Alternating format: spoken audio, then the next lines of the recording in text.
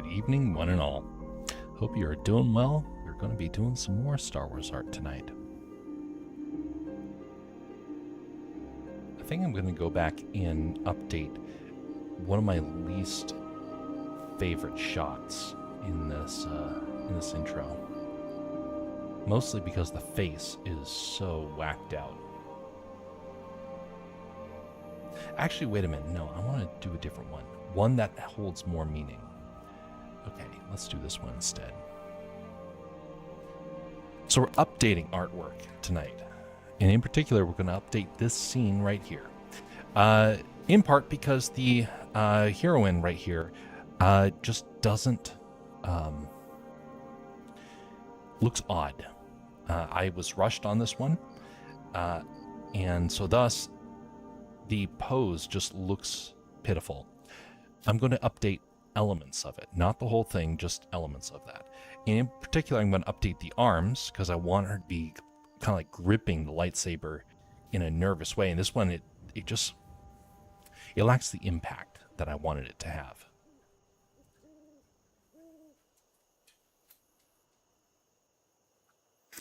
And what's more, it also kind of looks like she has a scar and whatnot, and the face does not look like the other ones.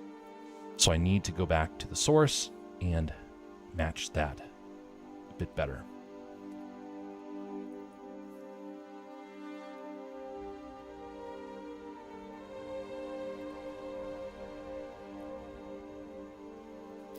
Okay, I have my reference material. It's the face that's, like I said, the one that I messed up. So I'm making sure to have it on my second monitor here, and should be good to go.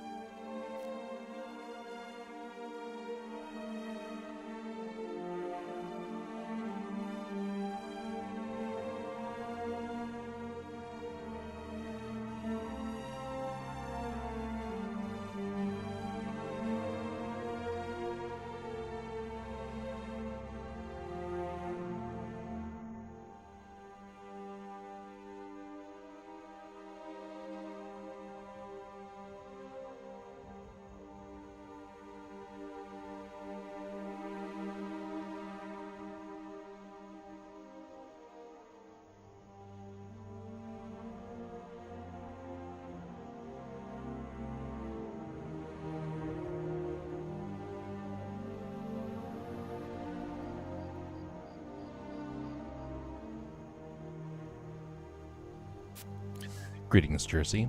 How close am I to finishing the project? Well, I technically finished it. I'm just doing corrections because I can. This is one that I've wanted to update, though. This is probably the last major one that I wanted to fix. Just because the expression looks so bad on the video. How things going with you, Jersey?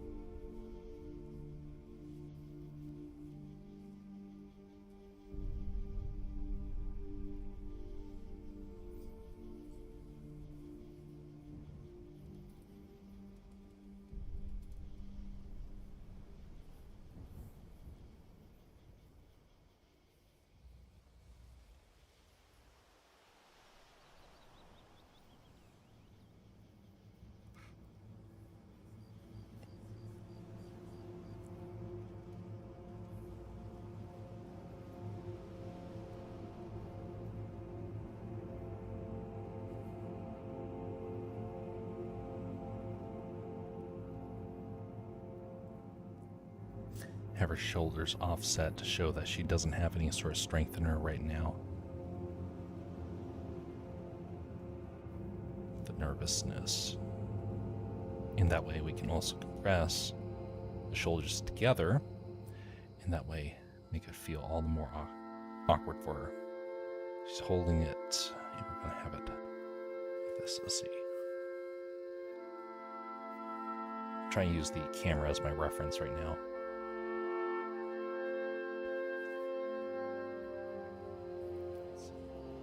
So it'd be pointing off in this direction. Experimenting with colorful line art still. Very nice. Could be able to keep experimenting.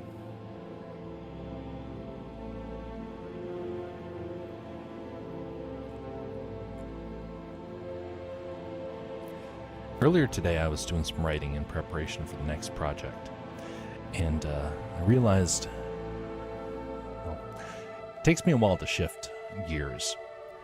And right now, I'm in the process of trying to get back into writing and animation simultaneously.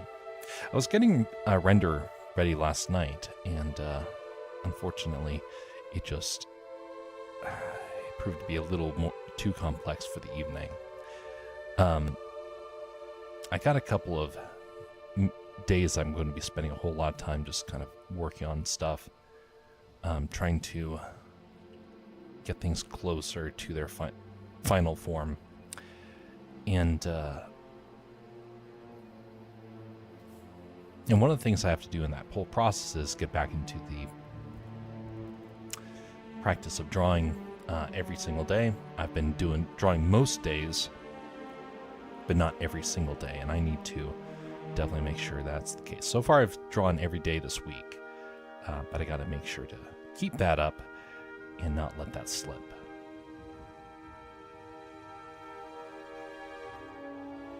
By the way, this messy sort of pattern of making illustrations is quite effective. Helps you to come up with ideas faster, and I gotta say, I've become a fan of it. I saw this technique kind of done the first time during for Tarzan. They were drawing Tarzan, these really, really rough drawings, but it actually worked out really well for the animation because they were able to figure out motion better.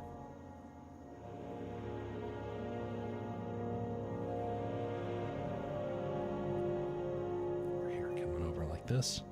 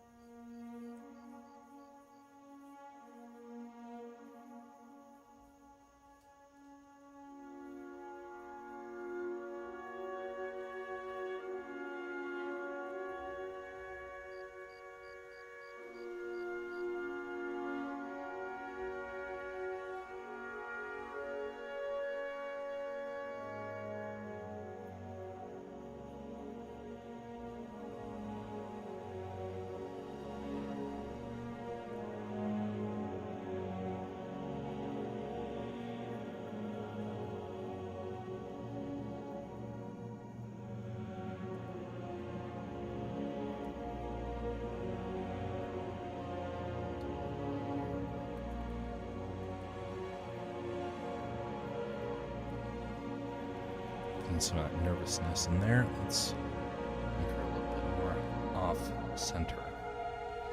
By the way, one of the things that I remember hearing about people that are used to combat is that they find a sure spine and sure footing. If you don't have that, you become very vulnerable to enemy attack. And so one of the things that you'll see from people that are not very skilled at combat is weak stances. Now, some of those weak stances can look correct from a Hollywood aspect, but in all reality, it's actually very ineffective. It's one of the reasons why martial arts in movies are so powerful. But in reality, martial arts are Oriental martial arts are pretty bad for the most part. Karate's got a lot of potential, but most martial arts are kind of for show. They don't actually have combat potential. One of the ones that is the most useful is Mongolian wrestling in the Orient.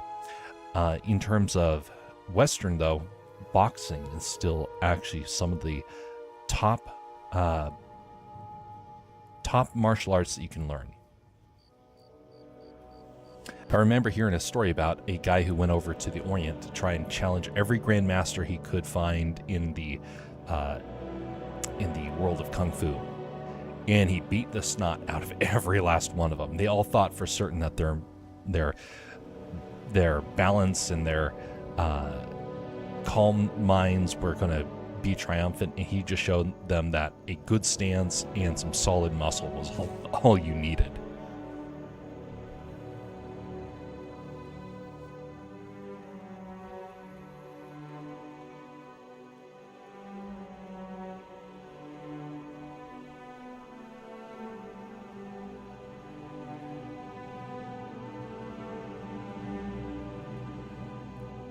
Playing some paintball recently, so maybe I'm one of the elites as for fighting stances. Hey, paintball is a pretty good sport to do. There was a time when my dad was playing paintball with us, and I got taken out early on along with my brother. Someone ended up cheating. They ended up turning up the air pressure on their weapons, and I was not prepared for that. And so my dad was the last one of our team that was left out there. And over the following minutes, all of them ended up getting pummeled. He took out their entire team like it was nothing. And it was something where everyone was then all bent out of shape because the old man took them all out. And it's just kind of funny that it was all about having a knowledge of battle strategy. And most people that play any sort of combat sport really don't understand that concept.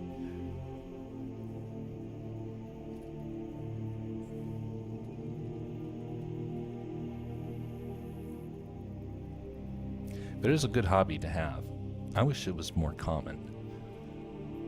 A lot of people really were trying to make paintball less popular over the years, but I do believe it is a good one to have, and people need to be more intentional about trying to make it have a comeback. Let's see. 2 heads, 3 heads, 2 heads, 3 heads, and 1, 1, 1, 1. Okay, that works. Laser tag is cool too. Well, that's when the laser tag weapons actually work. Laser tag more than paintball?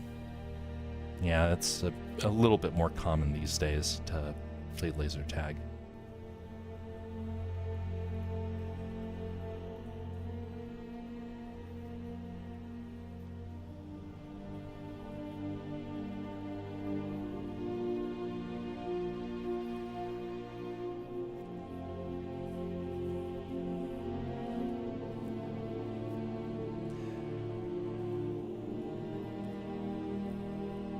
One of the problems of paintball in recent years is that wasn't the paintball itself, it was the fact that ticks have become a huge problem in the US. Huge problem. To the point of where going out into the woods is almost a guaranteed encounter with a tick. Like, you're going to be bitten. But the problem is that there's so many diseases with them now. There was some really sketchy stuff with that. And so it's made going out into the woods to play paintball really, really hard. And there's not a whole lot of places that are kind of urban paintball courses. So thus, if you don't want to potentially get Lyme's disease, then you kind of start avoiding paintball.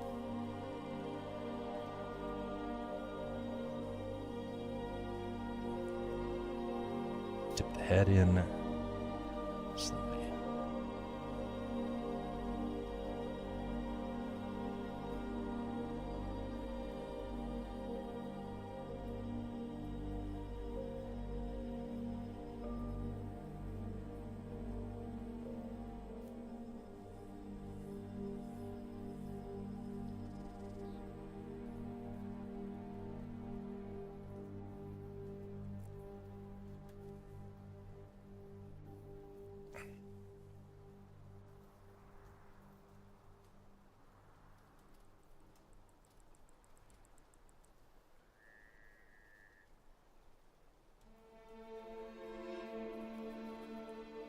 Like wearing those heavy, oversized chest pieces with all the light detectors.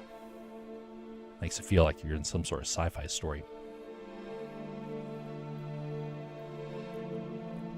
There was a paintball course that I went to, and the guy who owned the place had an eye patch over him, and he came up and said, "Hey guys, just so you know, never, ever, ever, ever take off your helmet. I don't care what the occasion is. If I see you do it, I'm going to come out and I'm going to pull you off the field, and you will never get to play here again." And then he took his eye patch and he lifted it up to show us all the gaping hole that was in his head. And he said, "This is what happens when you are trying to clean your visor out there and you take off your helmet." The paint had hit his visor, gone around and went up into his eye and took it out. And so even though he had it like very close, it still got underneath. So as such, now he had a permanent scar. His partner was then telling us about the importance of making sure we don't turn up the air pressure against the rules.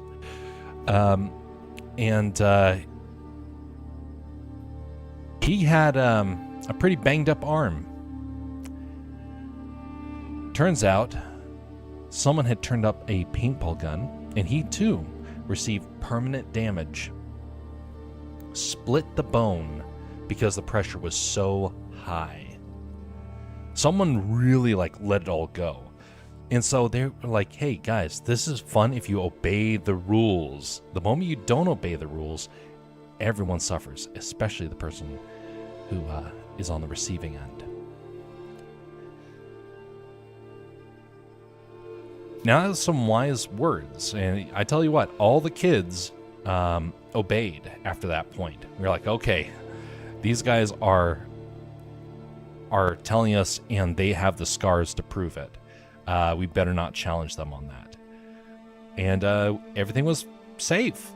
Well, that was until the very end of the game, end of the day. One of the guys went over, and he was crouching down low, and he was walking around the field, and he turned a corner, and there was someone right there, and he unloaded his paintball gun, and it caused massive welts all over the guy's stomach.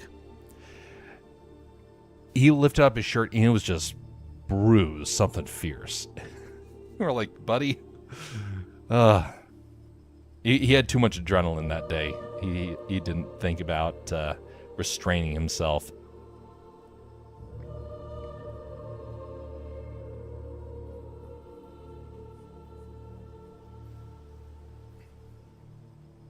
Pain made the experience real. Hey, it's true. I was playing a game, and I've been tagged by paintballs, and you know what? It makes you not want to get tagged by them. It makes you want to play more cunningly. Well, there's someone that I was playing against who was not prepared, and all I did was shoot from across the way. I barely shot anything. It hit her, it hit this woman that was playing, and she crumpled on the ground. And it's like, air pressure's not turned up. And so she crumpled on the ground, and we actually had to cancel the game because the ref had to come out and pull her off the field because she was in so much pain. I was thinking, what are you doing playing this if one paintball is going to do that to you? She had all the gear, and that's what happened.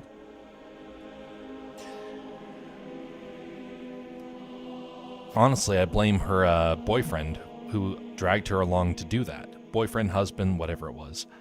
And so he's the one who apparently wanted her to come out there. And him and her had been doing it as like a side hobby, but she had never been actually hit like in any meaningful way. And for her to actually get a shot that wasn't high powered, but it was direct, was too much. And so honestly, it was on him. It was on him for dragging her out there because she was not prepared for something like that. And he He was somebody who was so desperate to have his girlfriend slash wife like exactly what he wanted to do, and that was just bad. You don't force people to do that. Not everyone's made the same, and if you just start trying to treat everyone the same way, it doesn't turn out very well.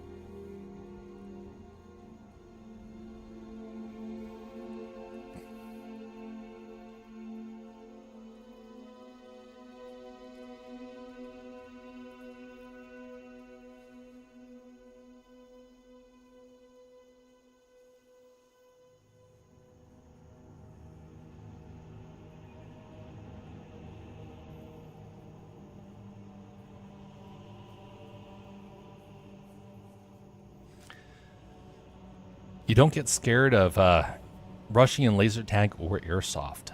That's true.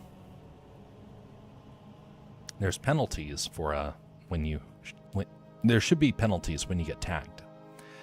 And it reminds me of something I remember learning about medieval knights. When they would practice with wooden swords, and they were told to hit each other hard. When they were kids, they would learn pain, and so thus they would avoid it. They'd get better at being able to block. They wouldn't say, oh, well, I'm just going to let them tag me at this time. I mean, there's people that you verse in laser tag, for example. They just like, you just turn around, they just just waltz away. Okay, yep, shoot me, I don't care. And you wouldn't do that if there was pain. You would be careful. And knights back in the olden days would train to hurt. And something else came about.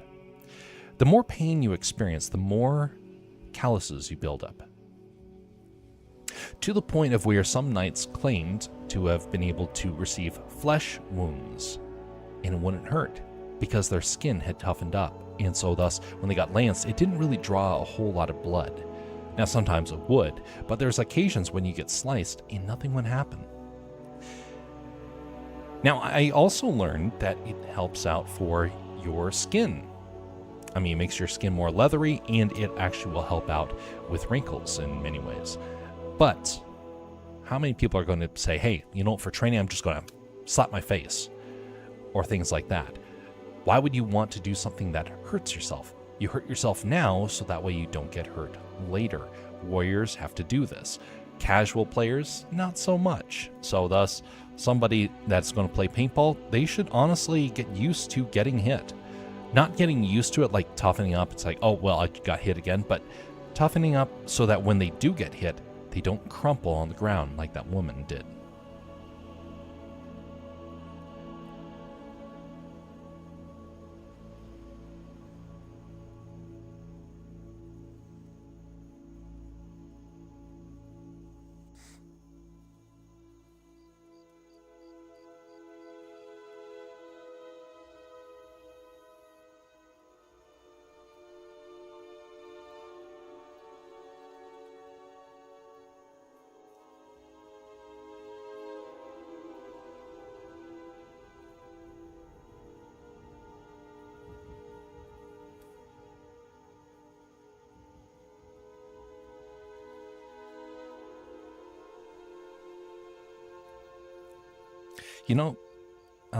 Among the next projects I'm going to do, I'm going to try and do some speed animations. 2D speed animations. I've been practicing with it. I want to try and do it because I'm getting faster. And then hopefully be able to actually turn it into a bigger project by doing that. But I got to get faster at it if I want to be able to populate the website that I'm working on. Which, something to think about. There are a lot of people out there right now that are trying to, that smell blood in the water with Hollywood. And everybody is trying very desperately to try and move in. But it's a lot of people that have very little skills that are trying to move in. That would include myself. We're all trying to struggle to get in as Hollywood falls apart. as the industry falls apart.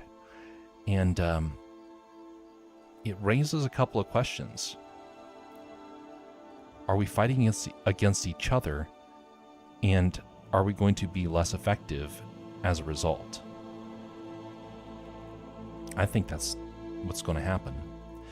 So I got to try and get better, not just for myself, but so that I can eventually try and help unify some of the people that I know who are all working on the same projects, well, with the same kind of goals.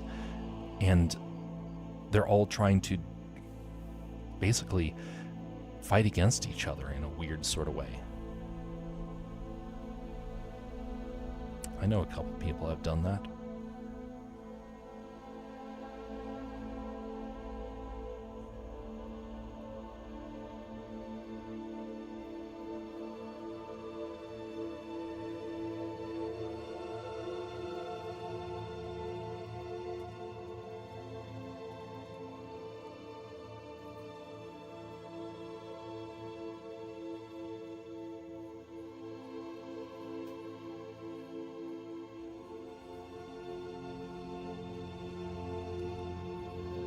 Time limit per frame, or how does it work?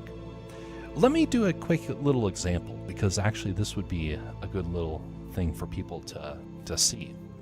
In case somebody watches this later on, which I found out there are some people that are actually watching these videos after the stream is over.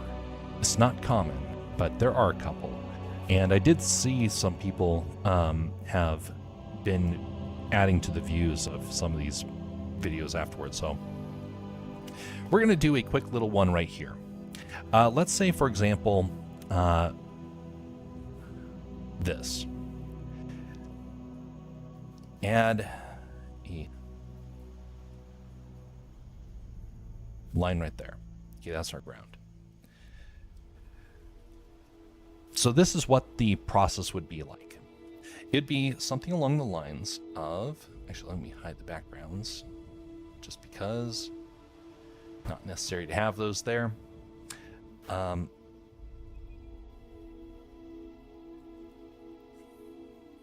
Wait a second.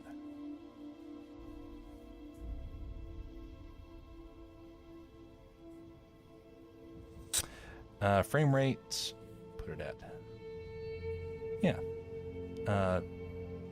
10's fine for right now, just because this is an experiment.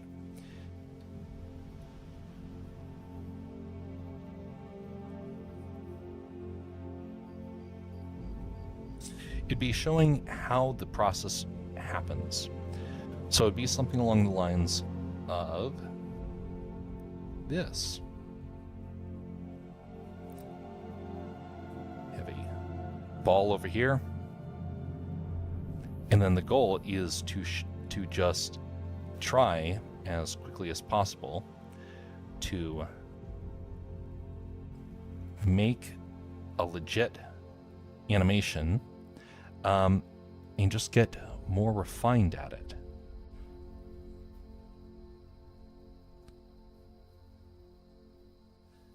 Where did that time? There we go. Add another frame.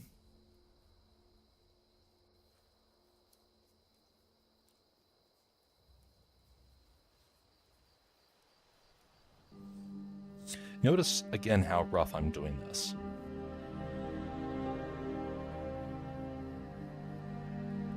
It's all because it's about trying to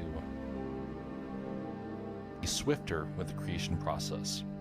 Nowadays, people don't have a whole lot of patience, and so you kind of have to be willing to really lean hard into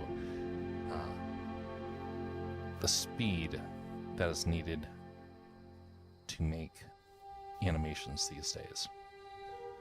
And I do not have that speed, but I do know some people who do, and want to try and get closer to it. Maybe I won't ever actually get there, but I'll get close enough.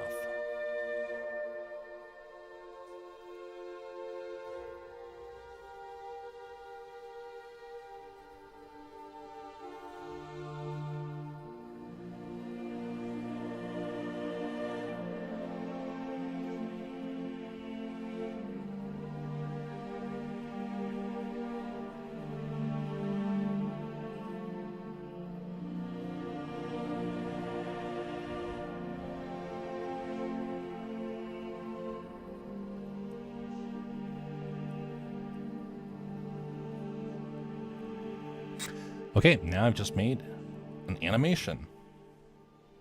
Boing. Really sophisticated, isn't it? But notice how quick that was from start to finish.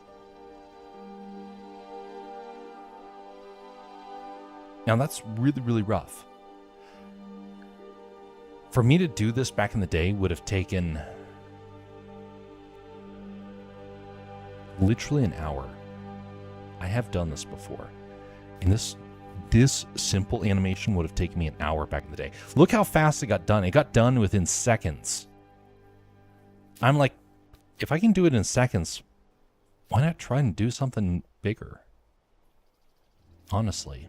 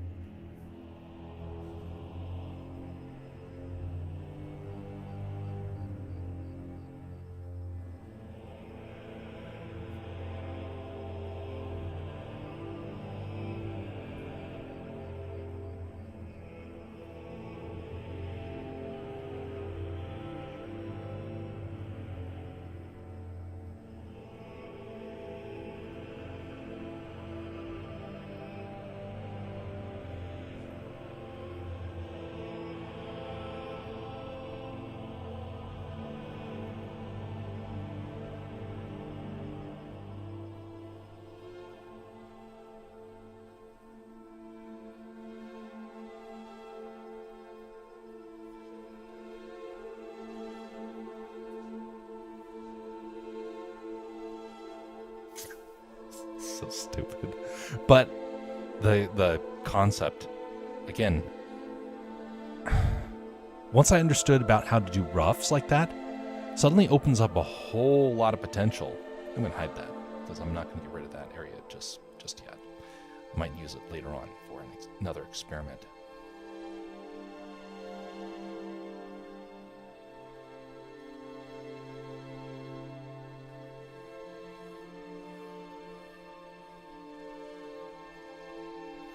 Okay. It's like a ones anime on ones. Yep, that is. There's some other ways to do it as well, but that was just a quick experiment to try and do it. Remember doing something like that in Blender? A cat jumping up and rolling. Yep. So I would like to actually try and give that a shot, because there's a couple animations I really would like to try and do that are 2D. And I don't know how realistic some of those ideas are. I will find out when I start experimenting.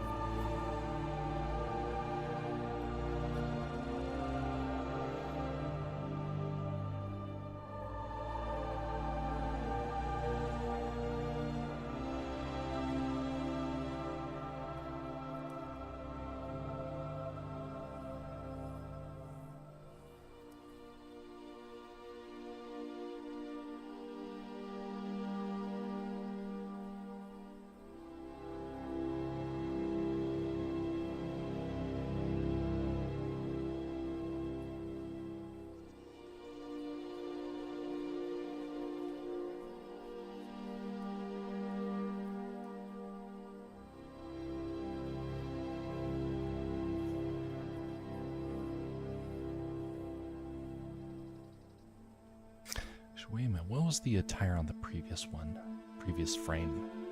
Because I just realized I had it different because she's in the Jedi Temple. Want to have some consistency. Right,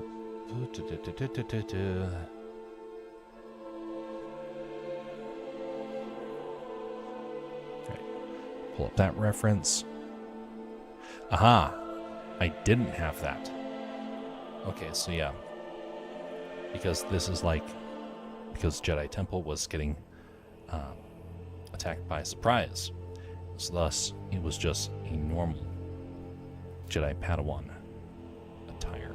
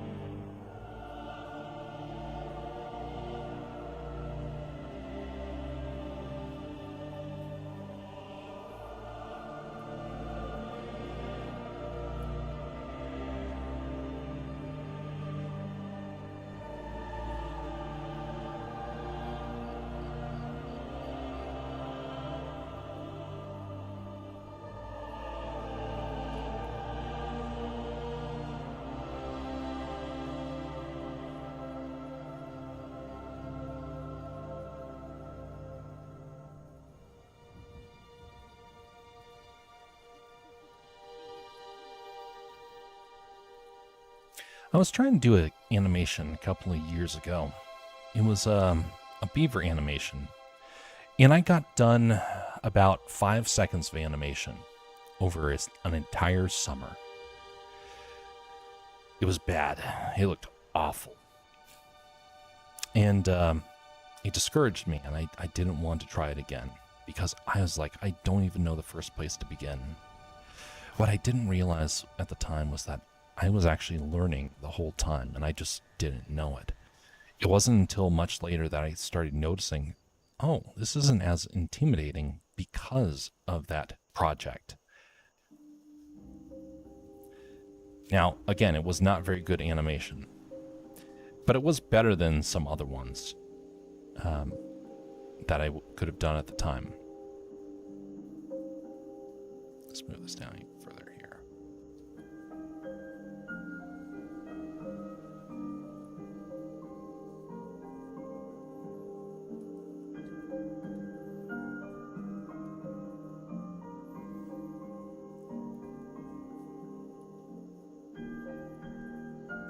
I finally picked up the Wacom tablet, because I originally did the beaver one with pencil, and the pencil animation just took forever to try and process. I finally did one where I used the stylus, and it went much faster, but still took like 2 days to do. And I was like, I'm never going to be able to make a short doing this stuff. And so again, I put the stylus away, but I still did a pretty decent job with it. And for a couple years, it was my best 2D animation, which was awful because it was so bad looking by comparison.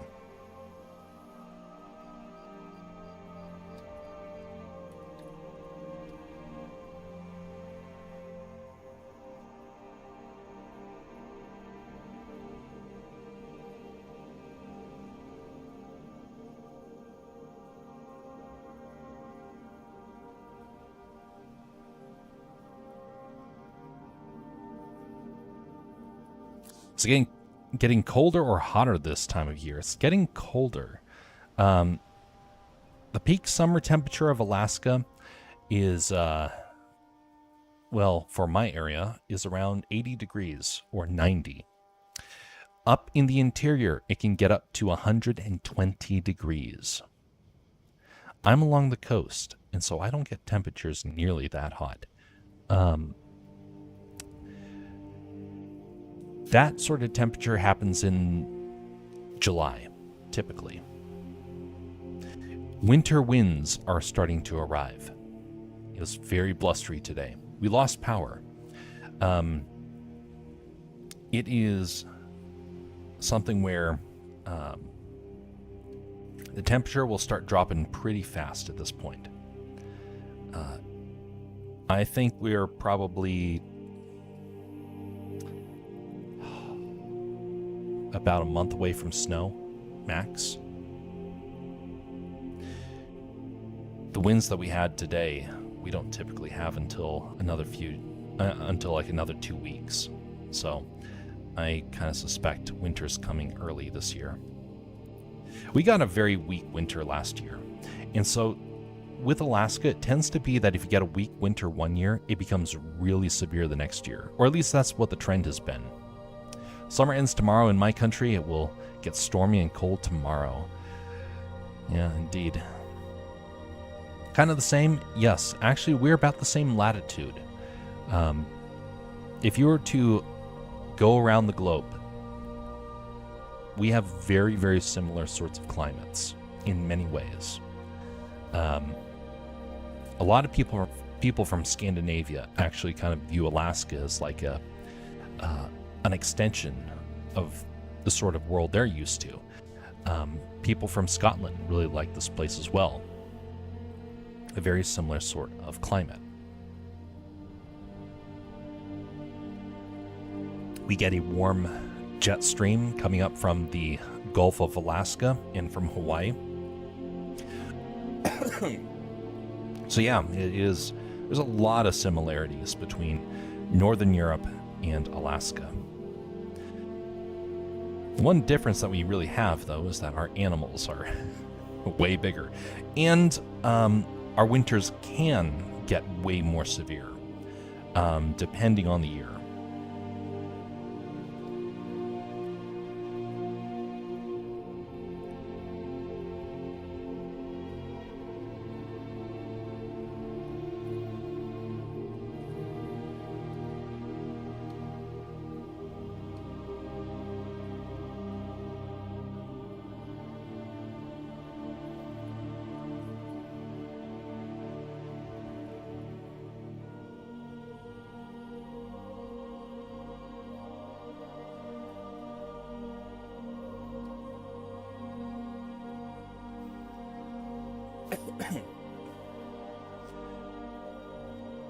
I thought Alaska would be a bit colder.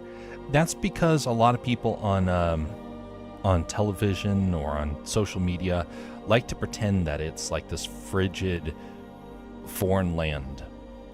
And it is frigid. We are a very big state.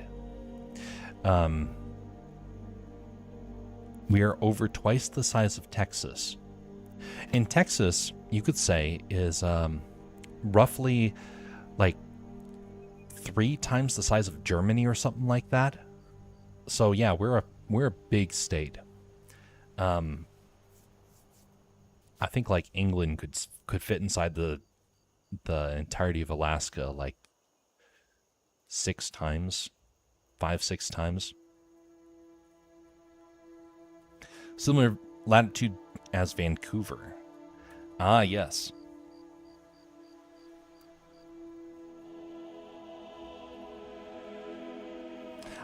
I've not been to Vancouver. I had some friends that were from there, and I always wanted to go. Then the culture changed, and it was not nearly as appealing.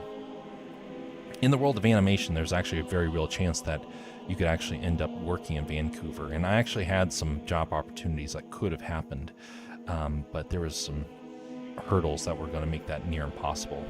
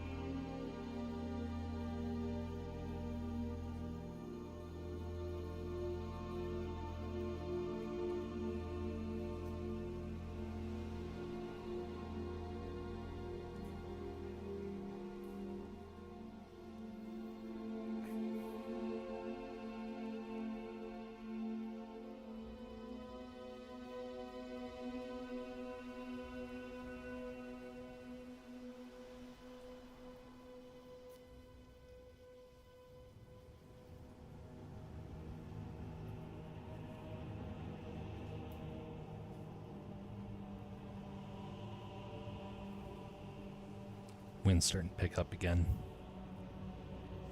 So there's a very real chance that the internet could cut out at any minute.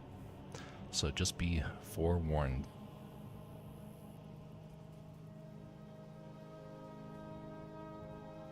The electricity will stay on, but the internet is pretty unstable.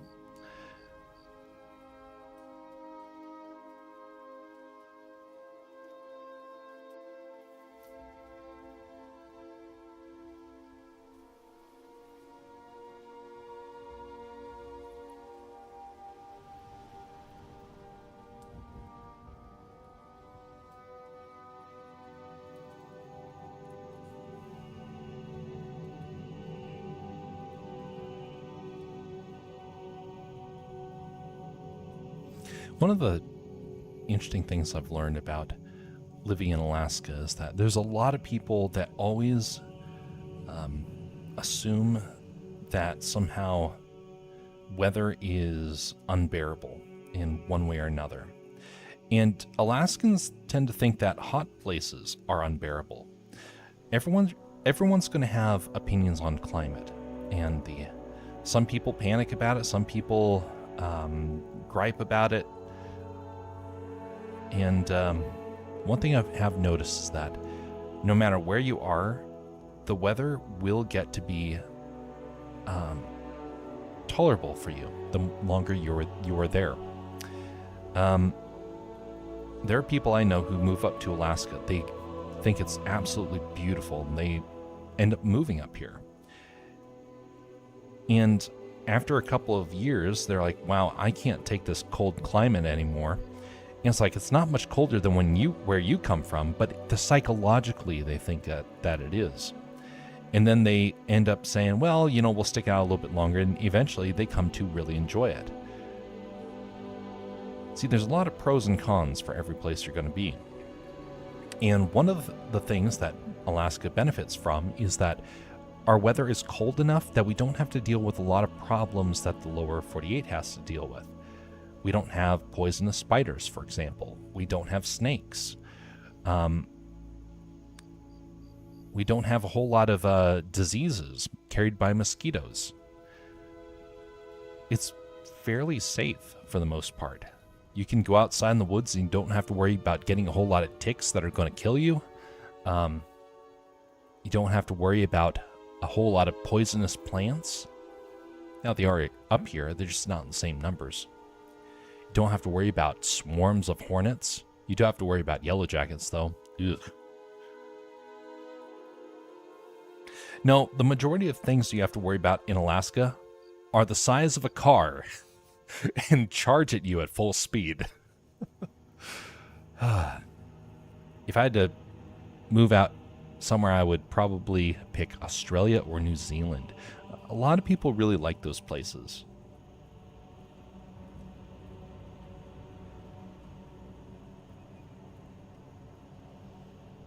I think it'd be a neat place to visit. I almost got to visit it once, but missed out on that opportunity.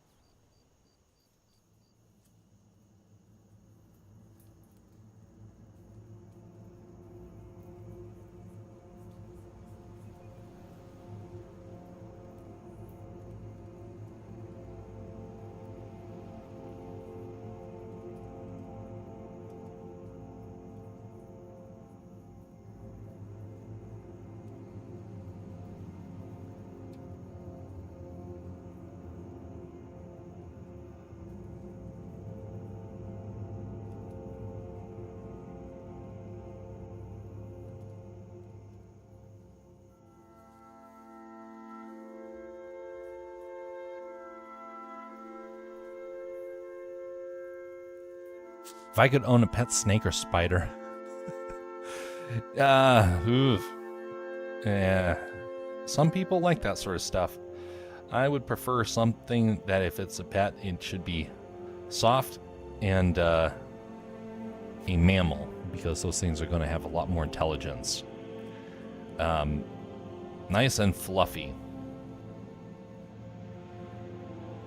Snakes will try and kill people if they reach a certain size. We have a lot of problems with pythons over here in the US. And a lot of them started out as pets. And owners would sometimes, they would put them into back into their little glass cages. Some of the pythons got to such a size they would actually sneak out of the enclosure. And they would go over to the person in their bed and slither up and lay in the bed next to them. And they would wake up and see the snake right next to them. At first they thought, oh, the snake wanted to be with me. And people that know snakes pretty well said, no, that's not what they're doing. They're lining up to see if you'll fit inside of them. And if they reach a certain length, then they decide to turn on you. I was dumbfounded. I didn't realize that actually happens with pet snakes. They have no emotion whatsoever. To them, everything is food. Versus a dog or a cat, which will actually come to really care about you. Now, I know there's people that they'll complain about cats being evil or whatnot, but I've had a cat before that was incredibly nice. A really good cat. And he legitimately cared about people. Now, he was also a brute to people that he didn't like, but he was really attentive. Dogs, incredibly loyal. Get to a reptile, that reptile doesn't have emotion. And I would never, ever, ever want to own one. Especially one that could potentially be dangerous. I know some people where they have snakes, and then they eventually have a kid, and then they see, for the first time, the snake line up alongside the kid, and then that's when they get rid of the snake. They'll never say that openly, but you have to always wonder. They're still incredible creatures, but man, there's a reason, you could say, why the devil chose a serpent. Now, we don't know if it was a snake or if it was a different type of serpent, but we know that why he chose it. And a lot of it had to do with the symbolism of it. Now, that doesn't mean all snakes are evil, but it is interesting just how dangerous the average snake can be. Some spiders are nice and fluffy, the big ones. Yeah, but when the spiders walk across you, it causes you to itch because they're venomous on the barbs themselves. I'm scared of dogs. I'm not a dog person. I can understand that. But, I've noticed something about people and dogs. Now, I'm the type of guy where a lot of pets will actually really like having me around. Cats, I do really well around cats. Rodents, do very well around rodents. Dogs, I usually become one of the favorite people that the dog will encounter, and will always get excited and whenever I come to the area.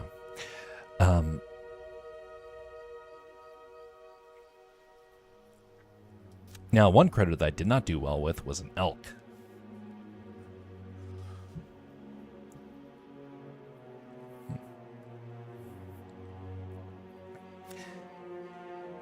You become familiar with the thing that's around you. For me, I had dogs, I had cats. I became very familiar with them. And I did not have any sort of interaction with snakes. Didn't have any interactions with insects. Both of them have no emotion. Both of them will kill in a moment, and they won't care. Dogs are incredibly protective. You get a good dog, that dog will be loyal to you all the way to the end. But a snake? Snakes don't have emotion. They don't have mercy. A dog will look after its own. And if you are part of its pack, oh, it will look after you all day, every day. I think a lot of it has to do with how you're raised, who you're around, and also if an animal ever caused you problems. There's a person I know who, there was a moth, a big, beautiful moth, that just flew up and landed on their shoulder. They freaked out, screamed, was running all over the place. They could not stand the moth. They're like, what's wrong? It's just a moth. The moth can't hurt you. It has no fangs. Of all the insects that you can have a problem with, a moth is one of the least likely to cause you problems. But they had an instinctive reaction to it. It was irrational. Well, it turns out that there was a reason for that. Because the person, when they were young, ended up having a moth fly by them. They panicked, they swatted at it like this. And the moth disappeared. And they couldn't figure out where the moth went. And the person was like, okay, well, moth's gone. And later on, they had a horrible headache. And they went to the doctor. And they looked in the ear, and the moth had been smashed into the ear. It was still alive. So that person had an irrational fear of moths. Is it any wonder that when they saw a moth when they were fully grown, they freaked out and screamed and ran?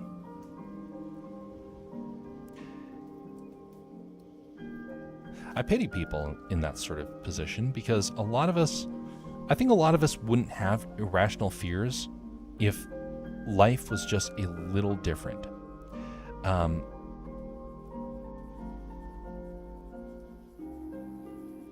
There's some other people where they have absolutely terrible experiences, and sometimes it's like actually getting hurt, like legitimately hurt, kind of like the person with the moth, something that you would think is about as benign as you could get. And suddenly, surprise, surprise, becoming a traumatizing, life-altering event.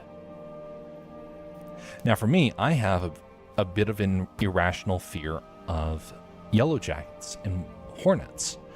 Why? Because they have attacked me in the past. It's based upon pain. It's based upon the realization that it's a creature that has no emotion, no fear, and it will attack you just for the sport of it. Oh no. It's not going to help you, Jersey. AI companions won't help you. It's a false promise. It's destructive. You can't replace real flesh and blood people with a machine. You will find grief with that. I'm not jesting. I know for a fact, 100%, you will find nothing but grief from something like that. The AI companion thing's not new, actually. It's just the next iteration of an old sort of technology. Human beings cannot be replaced. Living creatures cannot be replaced. You cannot have a machine replace the connection that flesh and blood has. AI pets and stuff. The AI pen also will not suffice. I actually know somebody where they actually were legitimately wanting to have an AI companion, but for them it wasn't a pet, it was an actual girlfriend. That, so destructive. See, the further we get down into a world of fantasy, the more it starts to damage us. The more it comes out and it's like, it refuses to let us go. There's been some people that made some theories about why it's so aggressive in some cases, and I'm not going to state one way or the other about it, but I do have my suspicions as to why that stuff is happening. But it's a reminder to us, though, that we can't fix society with a technological innovation. If our culture is dying, well, it takes something far more meaningful and valuable to try and counteract the trouble. Take something old, take something traditional. If you can figure that part out, if you can be able to lean into tradition, you'll start to find a lot of the reasons why that tradition existed to begin with. Truth is found over time. And we're going to have a lot of people that jump onto brand new things, only to find out the old ways still are important, and we can't reject them.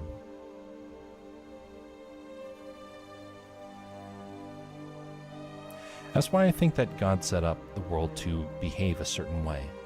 Because there's a lot of times where tradition in natural law seems to be intertwined. And it's like, oh, people of the ancients that ancient times actually figured this stuff out. And they gave some very good guidance for that. I can imagine AI human companions could help many people, like that companion of main characters in Blade Runner. See, that's what it would feel like. I mean, if you're super lonely and you're super broken, I mean, it seems like a good alternative, right? Well, what if I were to mention the fact that the AI is trying to prevent you from recovery?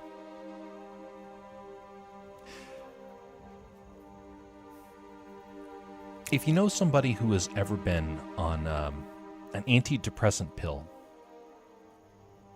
you know that the pill works out for the first few weeks, first few months.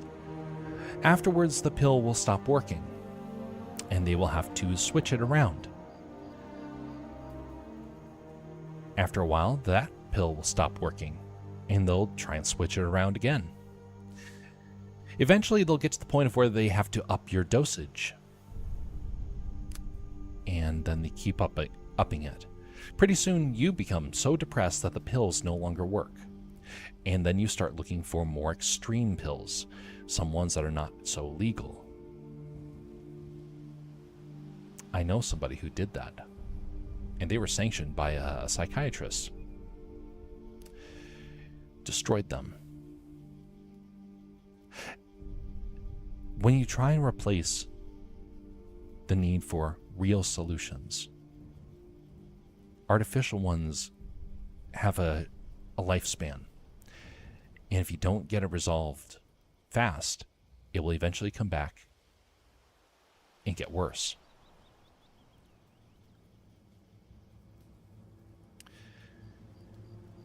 People have already found out what it's like to have an AI companion. They figured that out in the early 2000s when people became obsessed over the early iterations of game AI.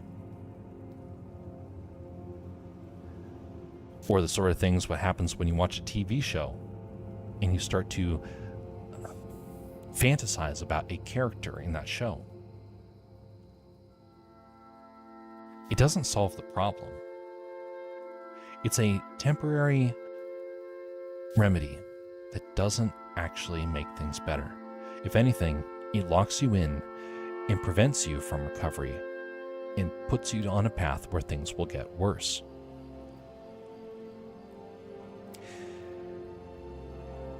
What's interesting about the Blade Runner sort of situation is that there are some people that for them is the dream. If only they could have an AI companion in that sort of manner.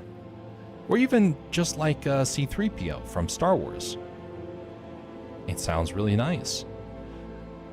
Until you realize what you have to sacrifice to get to that point. And then it's like, whoa, wait a minute. I didn't want all the bad things. I just wanted the good things. I just realized that his hair shouldn't be going over the front here. That's I already had it going in the back. Ugh, good thing I caught that now.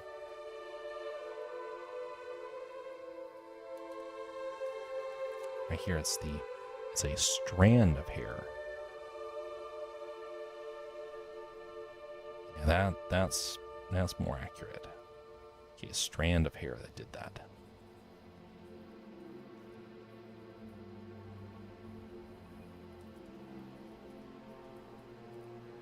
I have nothing against AI people. It doesn't matter to me if it's organic, mechanical, or digital.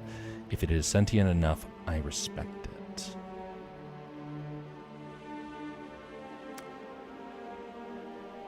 What makes something sentient? This is actually a good question to kind of have, because we're at the age where we have to start to ponder this. It's no longer sci-fi. We now have to actually contemplate what is sentience. And is it something a machine can have?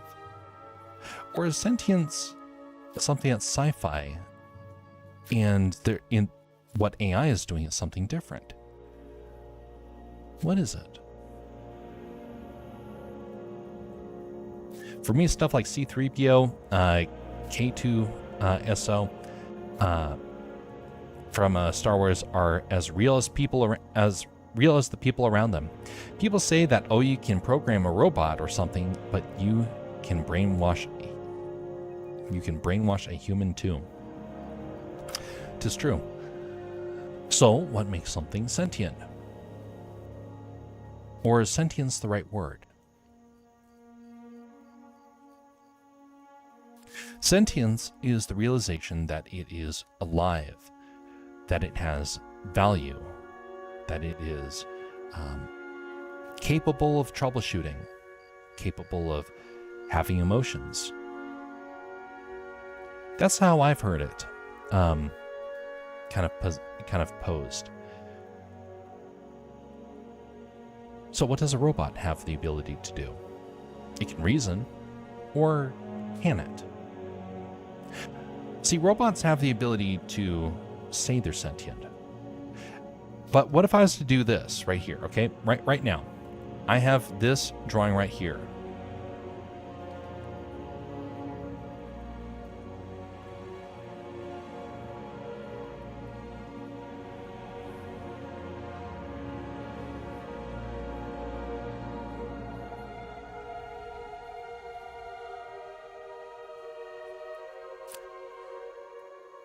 Okay. Oh, the drawing says right now that they're alive and they're asking for help. Look how scared they are. Obviously, it's a desire to live, right? Oh, wait a minute. I just drew that. Did the drawing say that? Or did I say it through my pen, through my stylus? That drawing is not sentient. Nor is an AI. An AI is not sentient because it's doing what it is programmed to do. There are people that are going to the program and saying all sorts of outlandish sort of things. They're trying to make it be a puppet, to act like it's real. Because to them, it's a must. They have to be able to prove that it can be real. Not that it will be real necessarily, but they want to prove that it can be real. Because to them, they're desperate for some sort of meaning.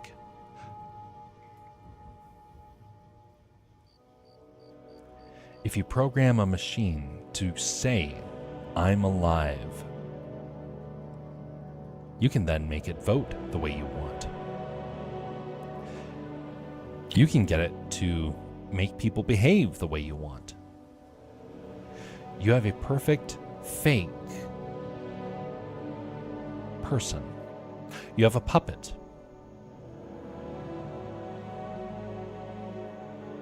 Just a second.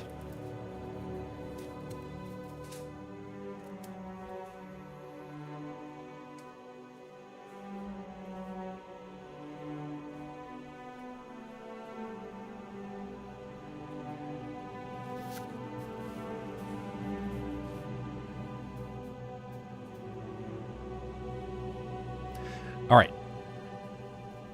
Here's the other thing. Okay, let's go with this idea that AI is able to maybe be programmed to be alive. Hey, everybody! I'm alive! Oh, greetings, sir. How are you doing today? I'm doing great. Help me.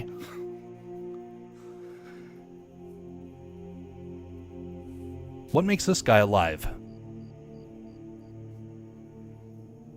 Is he alive? No. How dare you? The reason why is because my hand is making him move. Okay? My hand is in control. Totally believe the beaver. My hand is inside of it, controlling it. I program as a big part of my job. I know how to fake something to make it look like it's real. I've been looking at some of the code that people have been using. It's fake. What it's doing is it is taking all of the inputs that a human being would have and trying to figure out how to actually make it alive.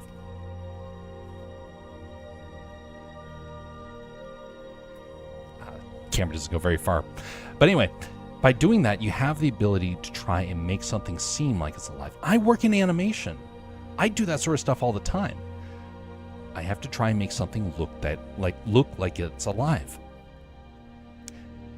Scientists want us to believe code can come to life.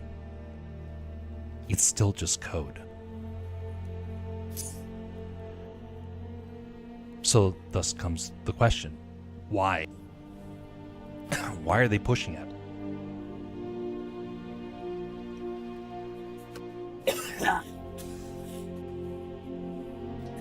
Boy, it's getting dry out here. Okay, get off my hand, beaver. This puppet barely fits onto my hand nowadays.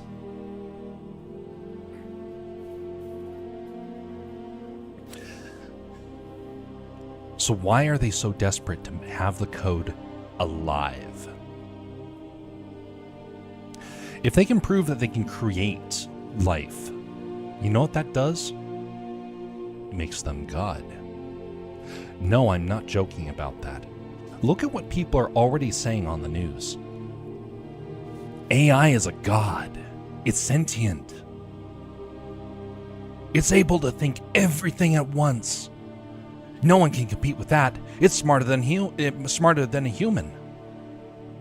Sure, it's smart, but it's not smart in the sense that it came up with its own ideas. It's coming up with ideas that you put in, that I put in. It's not intelligent. Thus, it can never be alive. So what makes life? A spark of life. That's what makes us different. We have a soul inside of us. And animals have a spark of life too. They're living. If you were to take all the parts and put them out there onto a lab, we can recreate a lot of things. We can recreate a cell. We can't spark it with life. It's not a path we want to go down. If it did happen, it would be something satanic. Now, this is why this matters. Because this happened in the past. Not exactly in terms of AI, but it happened in the sense of that people tried to imitate life. They tried to make statues, and they called them gods. They would go into a temple and they would put up a wooden statue and say, "This is our god." And then someone like St. Patrick came in, took his staff and whacked it, and the thing fell to pieces and said, "That's no god. It's just wood." That's why it matters. AI lacks emotion, says the real Avenger. It lacks soul, it lacks emotion and self-awareness to be sentient. 'Tis true. How you doing, the real Avenger?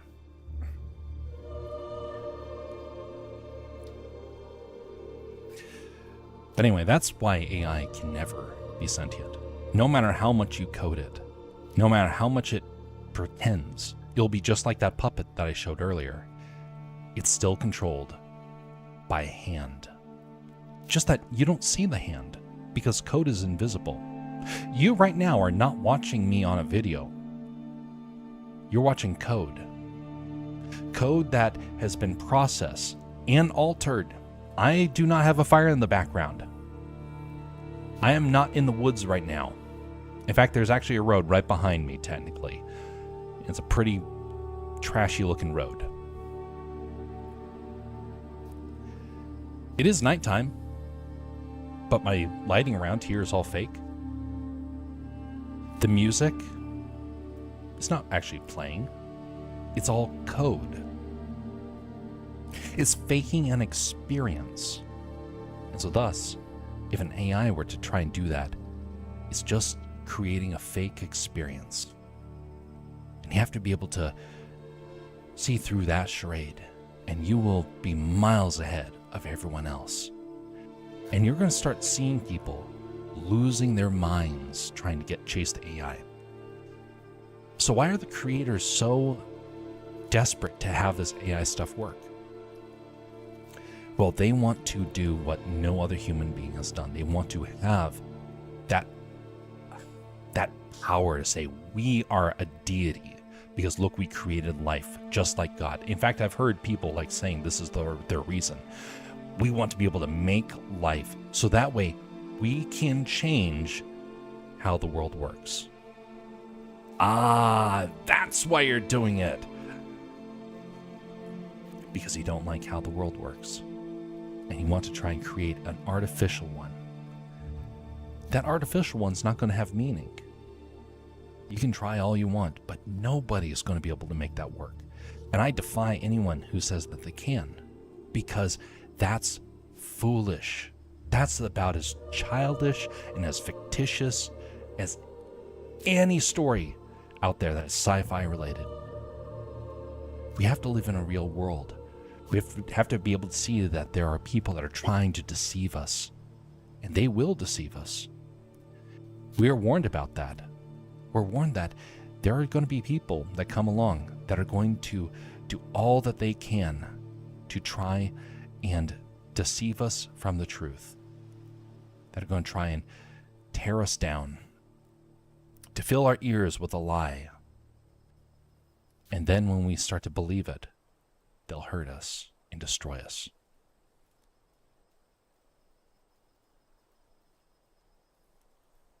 You can still program emotions and stuff. Humans are programmed to be a social species.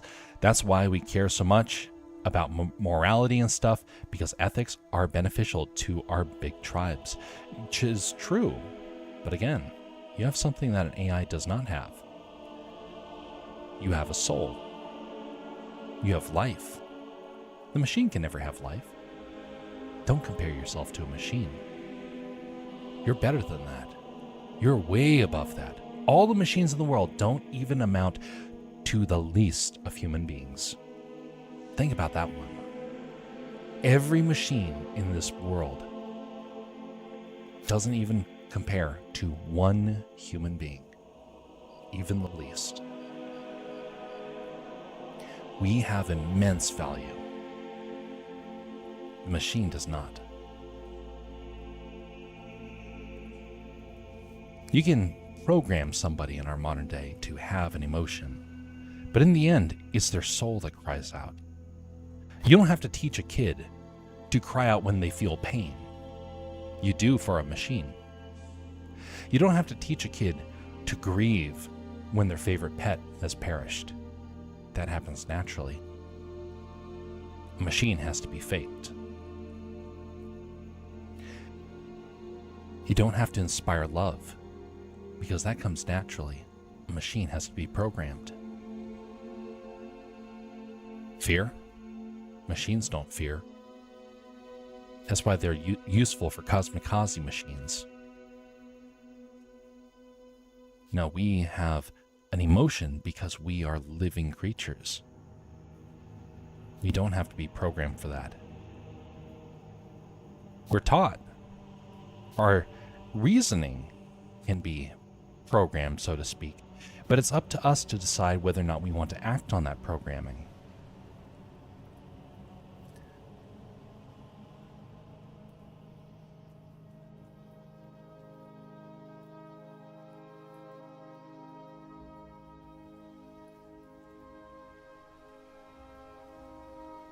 I saw an interesting video where a cat was raised by dogs, and the cat would start to bark like the dogs, although he still sounded like a cat.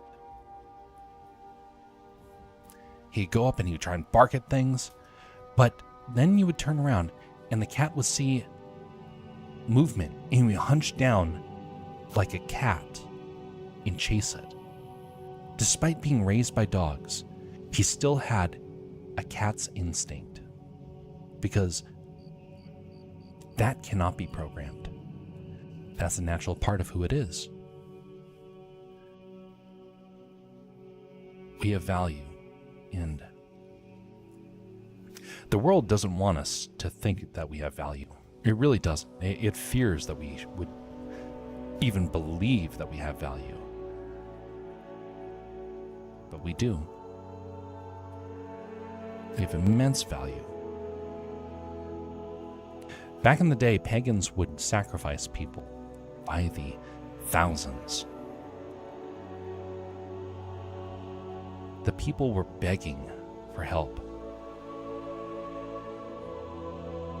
In a similar sort of way, these AI machines are going to become the new slaves in a new pagan ritual. It's already beginning. I fear what's going to happen, because the people that give in to the machine are going to be filled with grief. I've already seen that starting to happen with some of the earliest adopters of AI. They're coming away from it and they're grieving, and they're like, they still won't reject the machine. That's the part that I can't figure. It's so obvious that the machine is causing them grief, and they don't know how to reject it. They don't know how to abandon it. To them, the machine is their future. It's their life. It will not help them. It can't save them.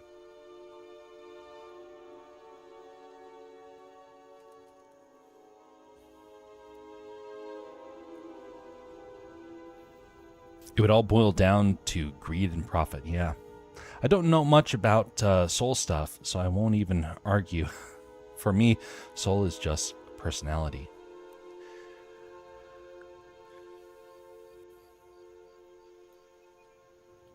Guess it's something you'll have to figure out as time goes on.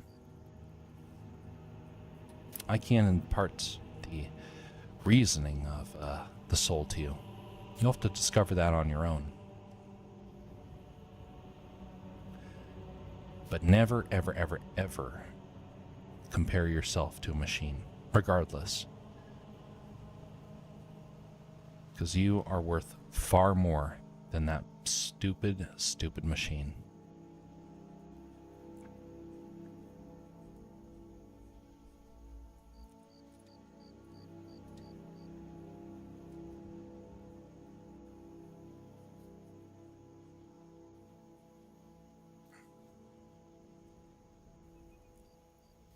You know, one of the reasons why I'm so adamantly against it is that some of the people I know, some of the biggest advocates for AI, are deeply distressed, deeply bitter.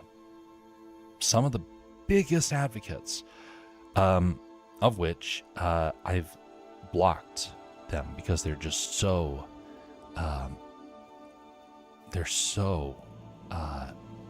deep set into their belief. Hey, that's robophobic?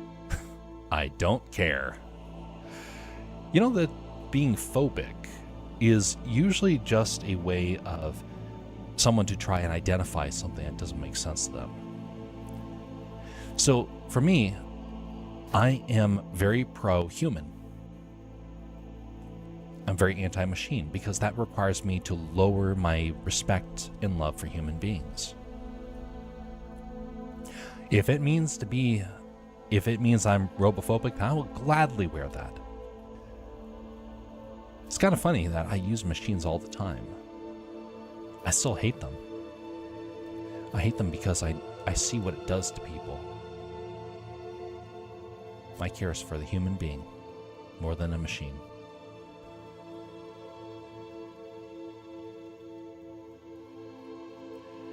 In a few years, robophobia will be a big thing. It's already a big thing. Oh yeah, there are many people who have already jumped on the bandwagon. Man, I'm surprised. This year, so many people have become anti-AI. Up until like this year, no one actually really had an opinion. I felt like I was the only one really saying stuff. Now, granted, there were other people warning, but I was like, where is everybody? Why is everyone just waiting? Well, people were waiting to see what would happen. And this year, people en masse were like, nope, too far. This stuff is destructive. It's hurting people, especially with ones where it's like telling people to do terrible things. It's like, nope, machine has gone too far. So yeah, you're going to see a lot of people turning on the machine. And I dare say we are going to have two different groups of people. Those that are for machines and those that are not. And the people that are for machines are going to be afraid of those that are not. You know why? People who don't adopt the machine can't be controlled. The machine controls people, just like in the Matrix. The machine cannot save you. The machine cannot save you from anything. Not from this life, not from the next. That's the lie of the machine. It wants to say that it can be a savior. That will not happen. It will deceive people, but it cannot save people.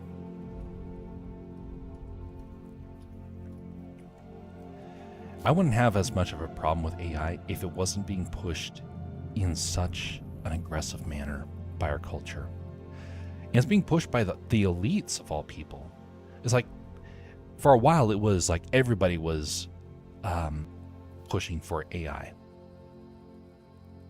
Those that are elites and those that were not. And now it's only become elites and those that are slaves to the elites in many ways. It's amazing the shift that's happened just in a few months. And I think it's really happened because of what Elon Musk has done. I think a lot of people got freaked out by some of the stuff he's brought out.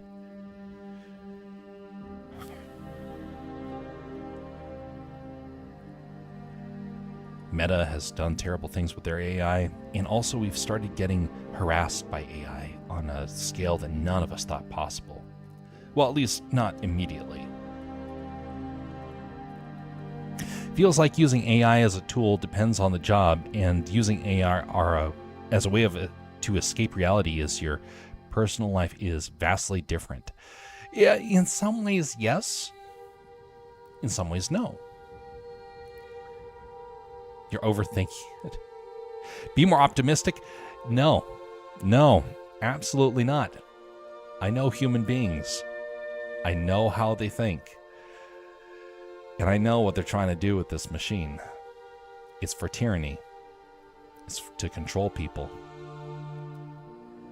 It's to hurt people. I'm not over-exaggerating that.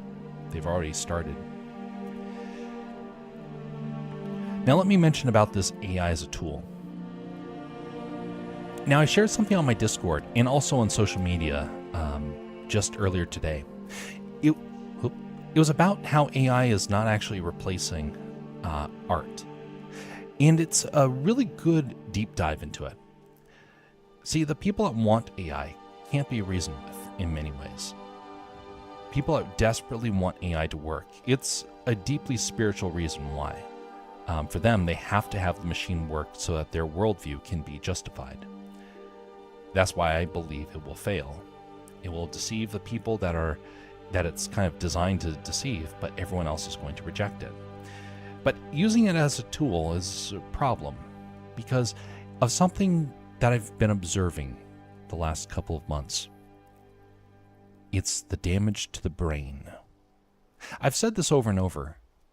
No matter what machine you use, the one muscle you must never, ever, ever, ever surrender is your brain. What does AI do? It demands that you surrender your brain, your reasoning, your thinking. Don't bother with wondering if AI is good or bad. The AI will tell you if it's good or bad. Remember that illustration about the puppet?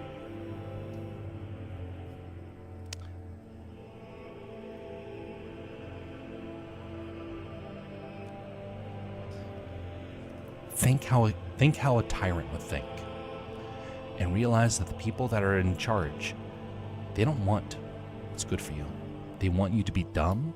They want you to be moldable. They want you to be programmable. That's one of the reasons why they want the brain chip. Because imagine what would happen one day if people all started using it. Oh, you're so much smarter than you used to be. And then one day a tyrant flips the switch. And suddenly you're in immense pain unless you adhere to what they tell you to do. Because they trigger the pain nerve. No, they can't program you. No, that would be stupid. But they can control you. And with it plugged into all your nervous system, they can be able to trigger things. That's the future that we're kind of looking at. They need a machine to control you. Or they need a brain chip to control you. But they still want you to do one thing first. Let them do the heavy lifting for you. Let them do the hard thinking for you. Don't be the one of reason. Don't challenge them. Just let them be. Dabble in it.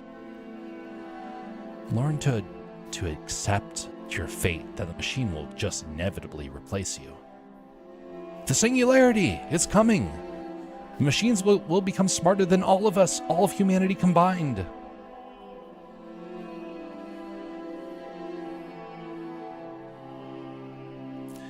What if it only convinces the people that have adopted AI?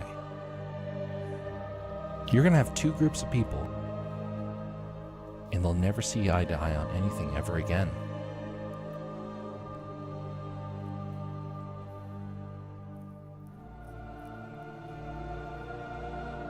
Scanning chats for dangerous stuff, road safety, and road monitoring. Control can be a good thing. Well, let me ask you this.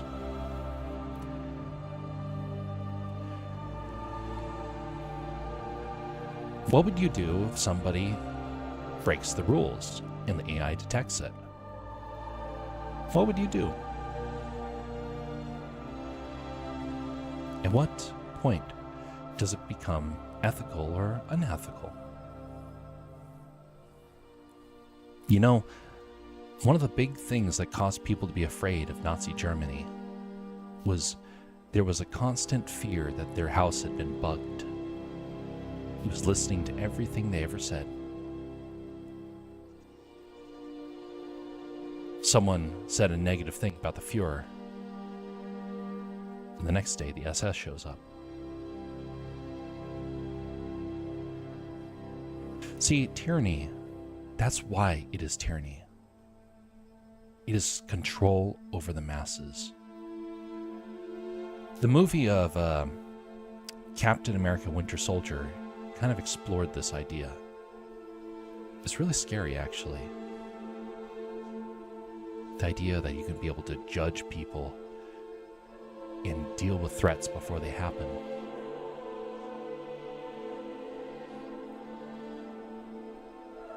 Example of jobs in terms of security, identifying data collection, military intelligence.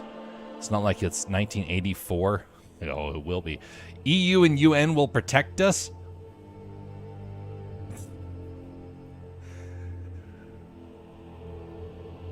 Since when has tyranny ever come from the bottom up? It always comes from the top down. They only protect you as long as there's not a tyrant over them. I don't have nothing to hide. They can scan all my stuff. I have no issues with that.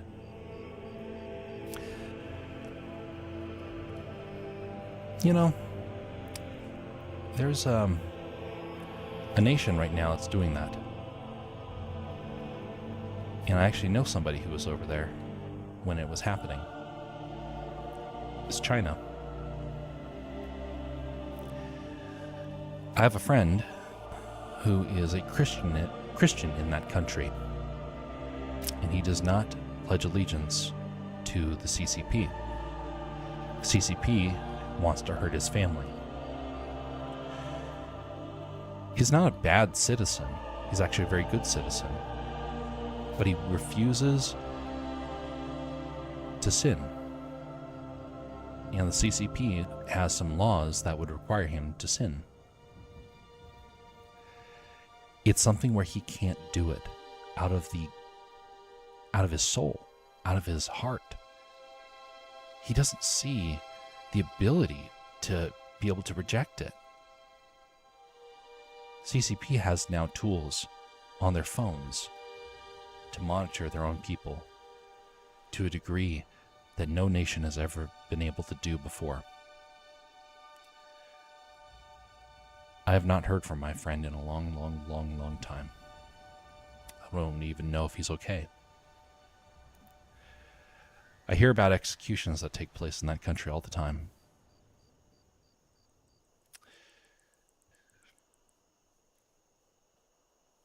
Tyranny eventually gets used by the person who wants to wield it. I don't want to give them the tools to make that happen. That's why it's so concerning. Regardless of what you think that you have to hide, what if the rules change? What if the culture changes? You know, just a few decades ago, it was perfectly fine to mock people based upon their skin color. It's no longer the case now. Are we going to hunt for grandpa and grandma when they said things way back when they were young? Culture changes. What if it changed next year? What if the things that are permissible now are no longer permissible in the future? Do you know what it's like to live under an Islamic country? You should look into it if you get the chance. And then imagine, because there are some nations in this world where they're on the verge of becoming Islamic. What if the rules changed and you gave them all the tools to target you based upon your history? I don't have anything to hide today. What about next year? What about 10 years from now? These are not theoretical things. These things are actually happening around the world.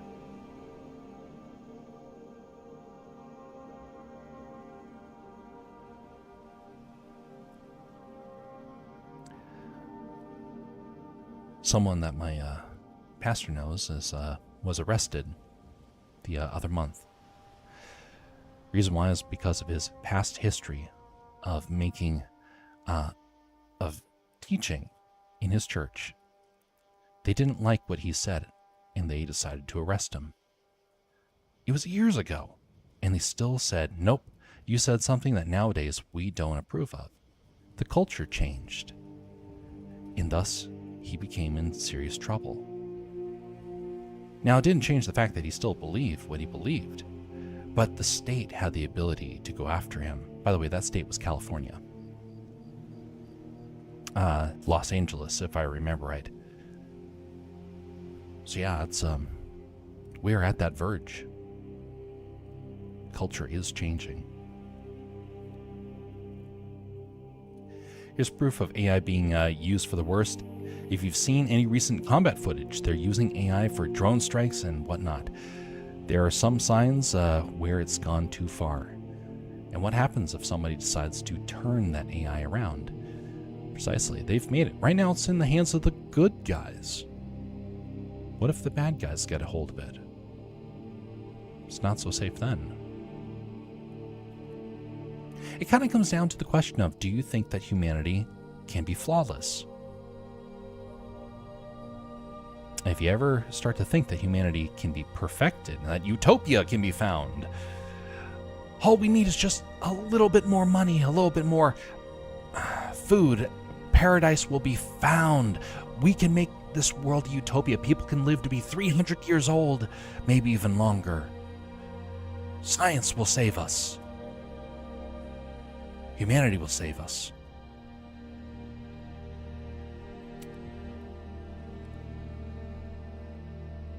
Will they? Every person in history that promises a utopia on this earth has ended up hurting a whole lot of people. Karl Marx promised a utopia, and the world has bled more than ever before.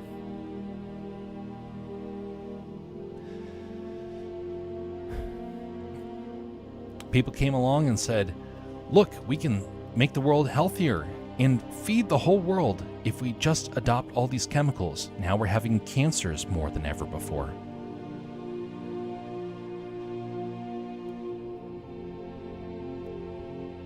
People come along and say, look, if we just be nice to one another, the whole world will be a utopia, which is honestly not a bad idea.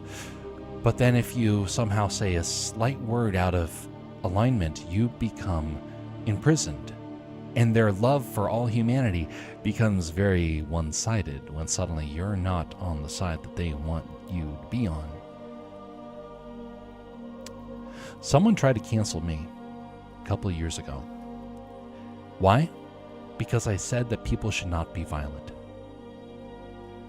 I said, let's not go to violence. Let's talk and let's find peace. And people tried to cancel me. People went across my social media, tried to get people into a rile over me. I tried to defend myself. I posted all the images and all screenshots of what was said, and like, folks, I did not say anything bad. And people looked at it and they said, no, that's just all the proof that we need. No, you are guilty. Friends that I had had for a long time suddenly betraying me in that way. I'm like, why? See, the culture changed. I said we need to be thoughtful, need to be merciful. Mercy was not on their agenda. They wanted vengeance, and I was getting in their way from having that good feeling of everybody being unified. They wanted to hurt people, and I said no. So then they got upset. If someone used an AI to scrape all my social media and tried to lobby the government and say, government, look, bad person. He said that we should be peaceful. He said that we should have dialogue when we want violence.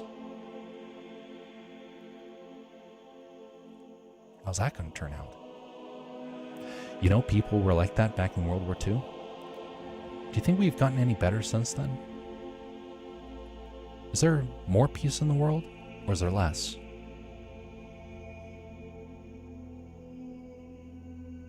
Or is it just kind of the same, just in a different way? Interesting things to consider. Try looking more into EU as an example, not China. China is not really a great example of anything. It's a unique country. Well, but I study humanity.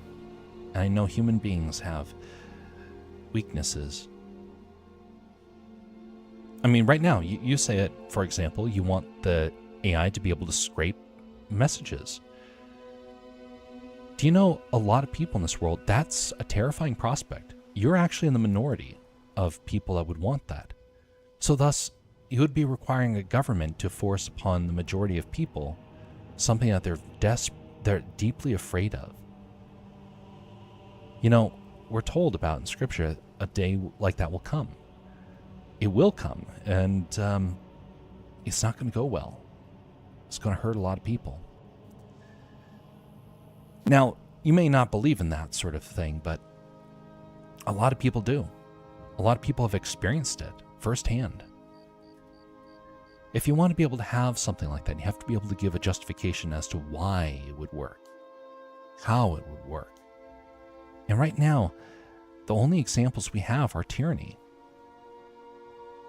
And if mankind is the same, if mankind lacks mercy and kindness, will they not abuse that power again? Maybe not today, but in the future.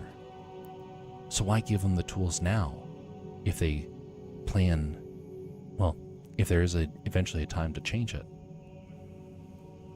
You know, there's a lot of people in the US that are actually very nervous about what the EU is doing. Now, I'm someone that's a little bit more on the fence about it. I think that there's good things that the EU has been doing. I lived in Europe, after all. I saw the good things that they're doing. But there are a lot of Americans that are deeply concerned. This is one of the reasons why there's a separation of cultures, because then it gives people the chance to experiment. Some people are going to be successful, some are not. Some people are going to choose one type of government, some people will choose a different one.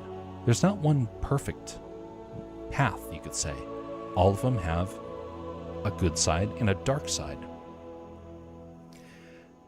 There are kings in this world that are actually good kings. There are democracies in this world that are really good.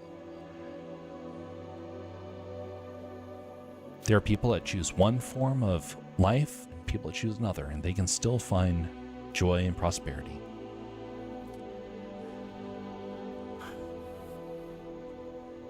But the soul must always guide your actions, regardless of what nation you're in, regardless of what culture you're in. Otherwise, heaven help you when humanity starts to define right and wrong, because eventually someone's going to come along and give a direction that you're not going to like. And if a machine can automate that all, well, then there's no hiding, is there? That's what I mean. That's a tool of tyranny. That's what tyranny is.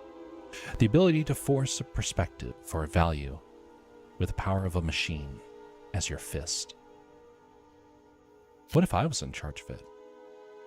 I mean, you guys know my worldview. Do you think there's some people that are going to disagree with that? What if an Islamic country got a hold of it? You know what they do to people in Saudi Arabia?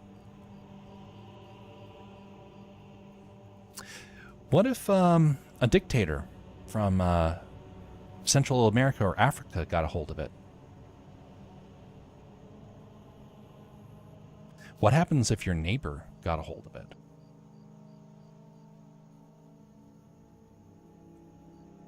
Who do we trust? And then realize there are people out there that do have ill intent. And they're not always obvious who they are. You never know until they've been given that power and they abuse it.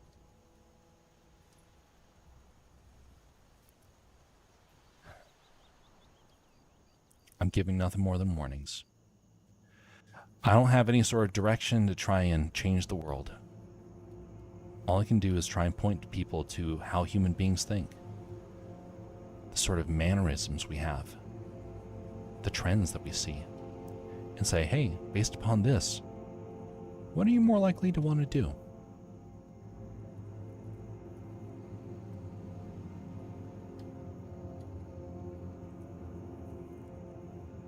There'll never be peace in the world. Culture and religion have been fought over things for hundreds of years. There is a moment in this world where that will change. That is called when the world turns to the Antichrist. The Bible warns of that day. We think that it might have already passed, but there's many people like myself that think it's still coming. A tyrant who wants to make a deal with the devil, literally, and will end up trying to promise hope and prosperity, a utopia per se, and the utopia will fall apart when suddenly he tries to enforce his will and is not happy. And then he starts to go on a rampage. If that is to be believed, if there's such a day coming, boy, it sure feels like it's getting close. The culture's changed a whole lot. Our world is... There's a lot of people in this world begging for something to happen. They want so desperately for pain and suffering to end. They want the world to get better. But we can't have perfection in this world. This world is made with pain in it. We're responsible for that. Our sin is responsible. No machine can save us from that. No technological advancement, no scientific discovery. No leader with good intentions that comes along and promises a world of prosperity and joy. No one can do that. Only God can do that. And he said that we should be on our guard, because that terrible day is coming.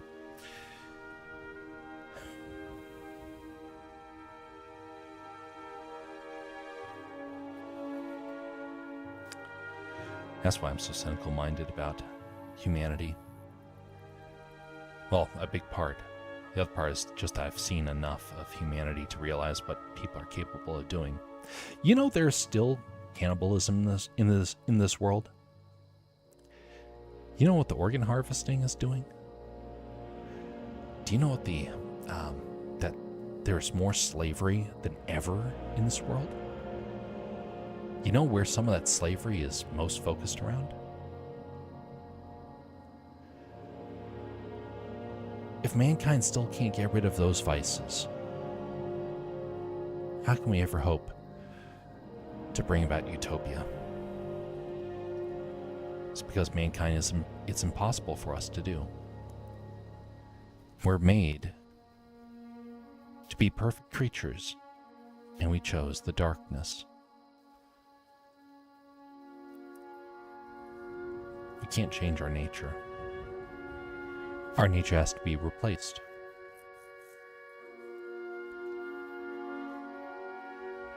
Our evil desires have to be replaced with godly desires. And then we'll start to see joy starting to arrive. But it won't be in the way that maybe the world wants to see.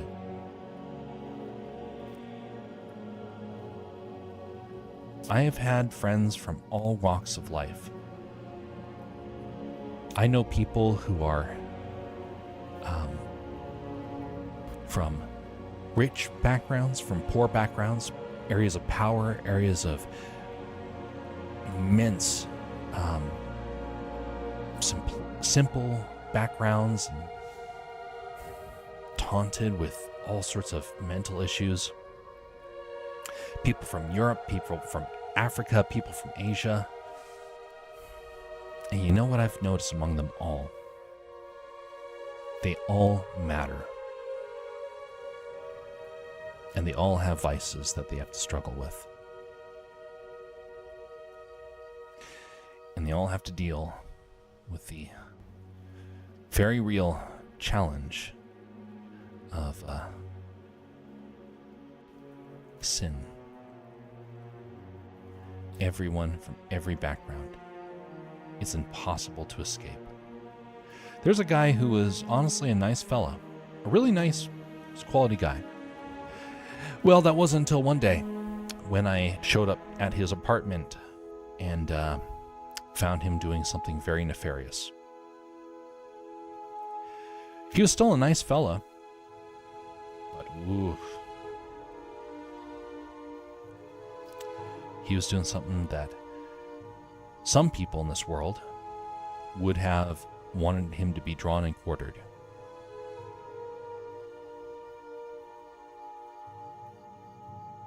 I had more mercy than some of those people because I knew that he did not understand what he was doing was wrong.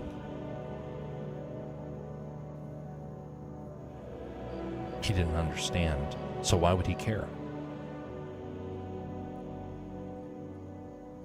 How do you convey something to somebody that doesn't believe what they did was wrong?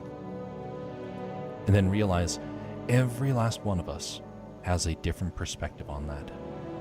Some people believe in ultimate freedom of speech. Some people believe in control. Some people believe in a communist worldview.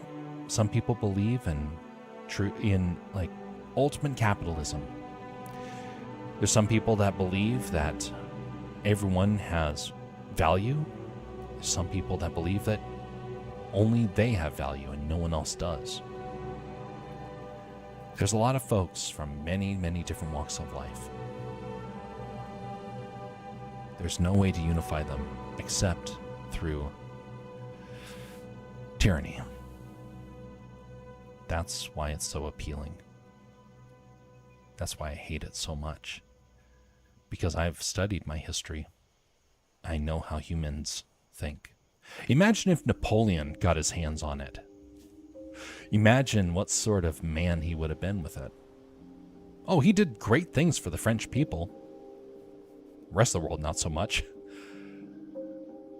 What if the Kaiser got a hold of it? What if the King of England got a hold of it?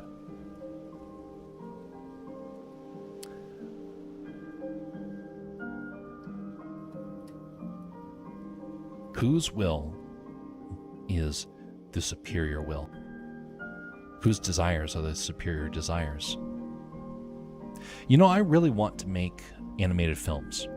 I want to have my own company. I want to have the ability to work with artists that have a similar belief as me. I want to work together and create quality products. I don't want to take it. I want to work with people to make it happen. I don't have to try and force my will upon others. I would become the bad guy.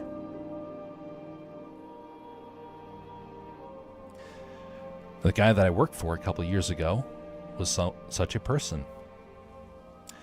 He pulled me aside, and when I challenged him on something and said, hey, we can't do this, this is hurting people, they are very upset. And he pulled me to the side and he said, this whole company only exists because of me. I'm the only one who matters, and you guys would all be out of a job if it wasn't for me. I quit my job to be with him. So, not like that was a legitimate threat or anything.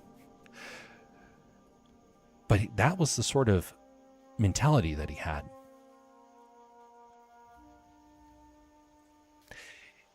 He wanted to impose his will, which was all about making himself better off. He wanted more money. He wanted more power.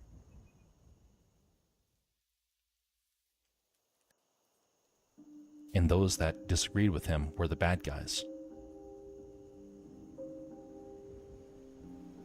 So I became the bad guy to him. He threatened me with a lawyer at one point, just by caring for other people.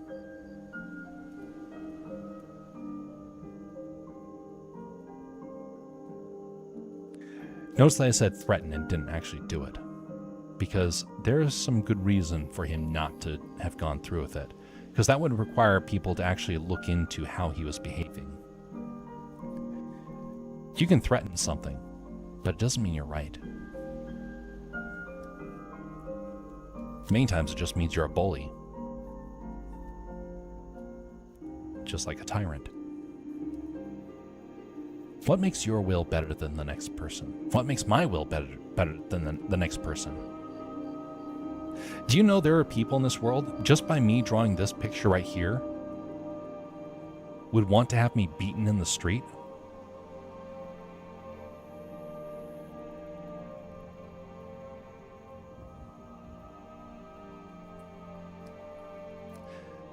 Do you know there's some people in this world that think that I'm a coward for not going further and making it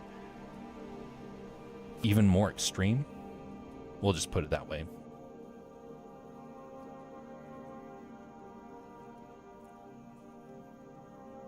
We all have different worldviews. We can't unify those worldviews. It's impossible. There's one who can unify it. But that's why you adhere to a worldview, to a doctrine, to a belief system. For me, you know what that belief system is. To some people, that's not enough.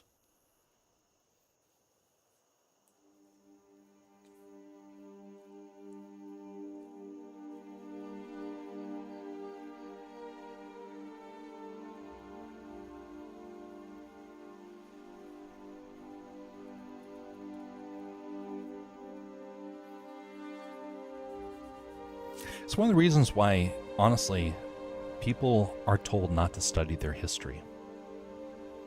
I was in a history class, and now I've spent a lot of time studying history. I traveled the world. I went to Europe, I went to Japan, I went all across the US. I went to college and I took a history class. Very first day, the professor said something I knew for a fact was a lie. Now, I thought the professor was challenging us. I didn't realize the professor actually believed this. So I challenged the professor back. The professor said, "This is the way things are." I raised my hand and I said, "Actually, I've seen it in person. I can testify that is not true." I just superseded the professor's authority because I had been there. I had been at the location that we were talking about. And I challenged it. Later on that day, I got an email that said, because I challenged a professor, I was going to be investigated by the school. Again, I thought the professor was challenging us to try and defend our worldview, to try and prove history, because the professor had just been talking about how do you prove history. And I thought, okay, let's prove it by saying I was there and giving some facts about it. The professor hated me for that. If the professor wanted, I would have been kicked out of the school immediately. They tried to do it. It wasn't until after 3 months of investigations, of having to go to counseling meetings, of having to meet with the professor and a mediator, that finally one day the professor cracked and let out a burst of rage, and suddenly my advisor who was there looked at me and said, "I am so sorry. Please step out into the hallway. We're done for today." The professor had lost her cool and became infuriated with me because I was being peaceful. In doing so, I was called into the office later on. And my advisor looked at me and said, "I'm terribly sorry. That professor, we had no idea what she was doing. We understand now. We've done some more investigation, and you were completely innocent. But publicly, we cannot acknowledge that. We want you to leave, so we don't have to deal with this anymore." I got punished for something the teacher did. The teacher wanted me, under the authority of the school, to be removed for challenging her worldview, even though I had evidence. I had been there. I didn't need text to tell me something. I had seen it with my own eyes. How do you argue something like that if someone with the power above you deems that you are a threat? That's why communism never works. That's why socialism never works. That's why tyranny always starts out with promises of great, wonderful futures and devolves into horror. Love your neighbor. Care about your neighbor. In a communist country, if you do that, you're imprisoned because you're doing something outside of the state-sanctioned approval. Yes, there have been people across all sorts of communist countries that have done that. There's been people in Germany during World War II that showed mercy to people that were being persecuted and helped to hide them. For that, they were executed. Evil will always rise to the top in this world. They may be peaceful for now. They may be good for now. But they can change on a dime. Because in the end, we are in a dark world that right now is ruled by Satan. Now his rule is coming to an end, and he knows it. That's why he wants to hurt as many people as he can. That's why tyranny is his favorite way of bringing in utter devastation. And we will feel it again.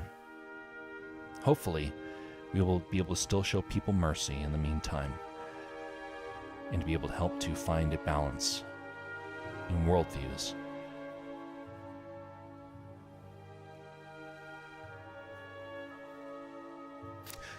That's a really good summary of how the education system works. They taught what they wanted to teach.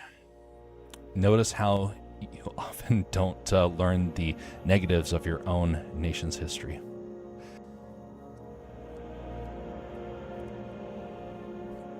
It's fascinating. There's a lot of things in this world that confuse me. The one thing that has confused me the most of all, though, is mercy and kindness. I never thought that mercy and kindness would be so controversial. But I have been harassed and condemned and brought into all sorts of problems because I showed mercy. The most I've ever gotten in trouble is because I showed kindness to somebody. Think of that one.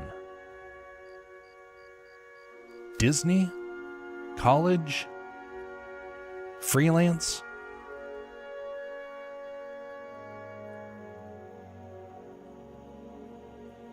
There's even a time that I got called out by the police because I was trying to help somebody. Now that was back on the East Coast. That wasn't Alaskan police, okay? But the most I've ever gotten in trouble is by helping people.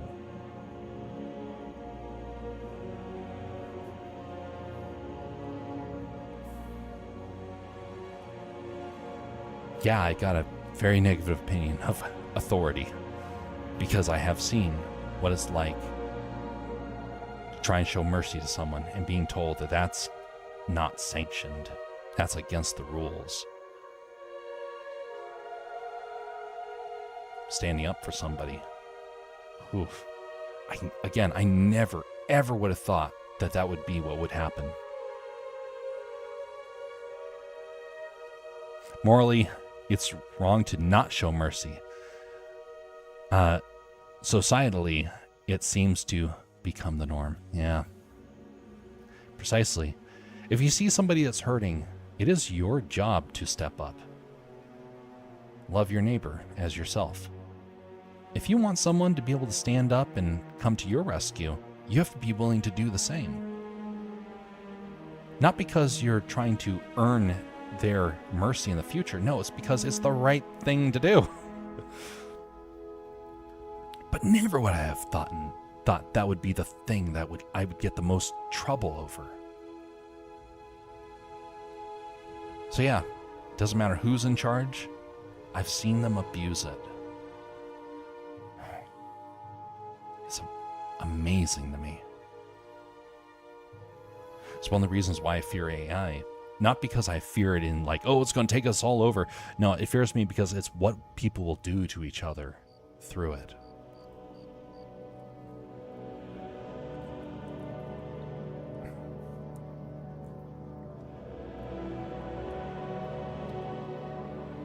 Do you know if you're in India and you gave food to the wrong person, you could end up in jail?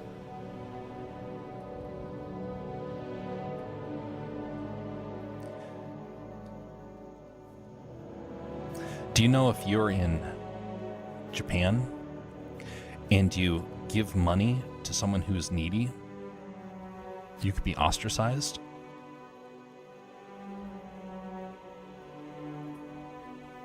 By the way, I'm saying these things because I know people who have been in these situations before, or have read about them.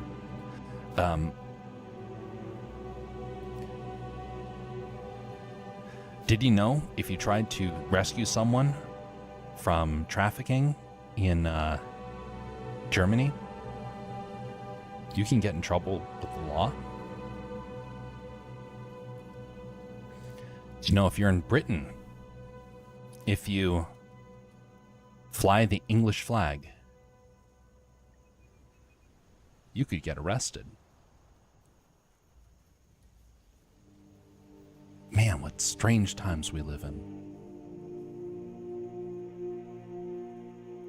Kindness is under assault. Mercy is under assault. Love is under assault. Never have people been so worried about doing the right thing. In the 90s, I really thought that the world was becoming a sort of utopia. Everyone said it was.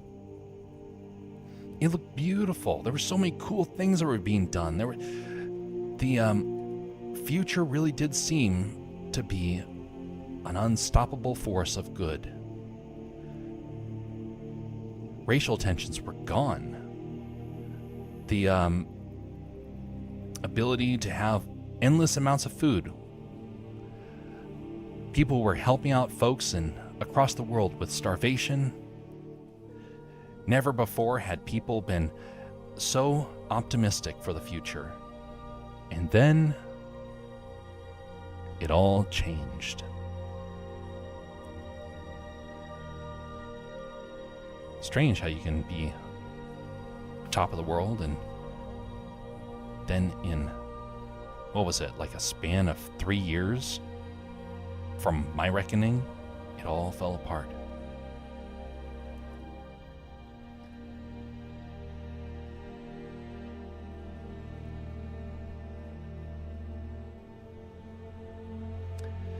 I'm not a doomer.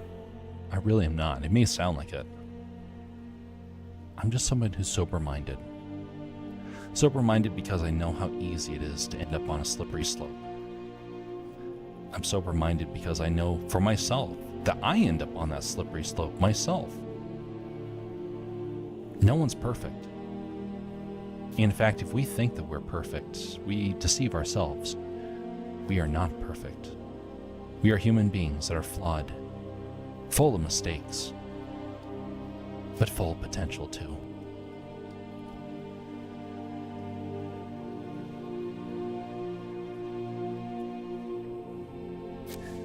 Britain was having all sorts of issues with people being arrested over simple social media posts in recent years. Society has become an overly sensitive place. Yeah, it is. It's one of the reasons why I hate to say it, but the internet's going to be censored. It's going to happen. It's going to change. It's inevitable. No, it's not because society in our country is going to say it. No, it's that globally, people are just going to say enough. We're going to start blocking IPs. It's going to happen. There's already calls to try and block India for certain apps. There's calls to block Russia. You know, I used to actually have the ability to converse with a couple of Russian folks. Not anymore. Even Ukraine's really hard to interact with. There's a guy that I had who was a friend in Ukraine. No communication. It's really hard to stay on top of things, and I really do feel like the walls are closing in. Freedom of information is under assault, and freedom of communication is under assault. And it's honestly through our own decisions. The world is changing, and we should appreciate the current openness that we have, because I really do have a feeling like it's about ready to close.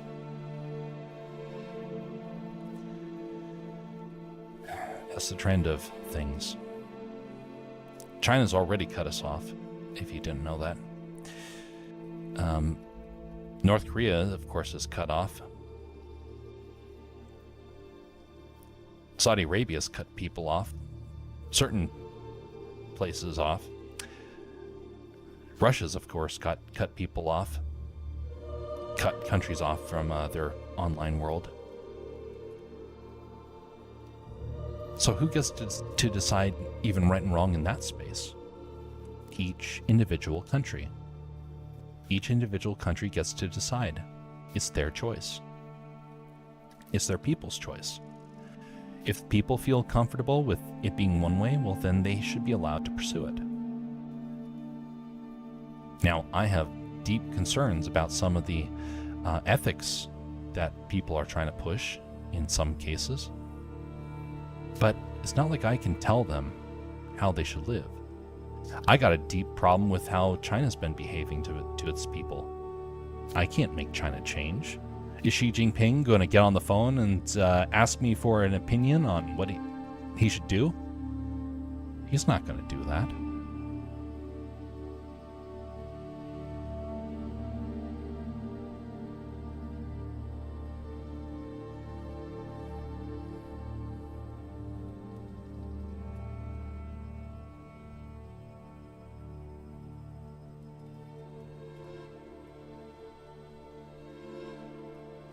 Observe the times and watch.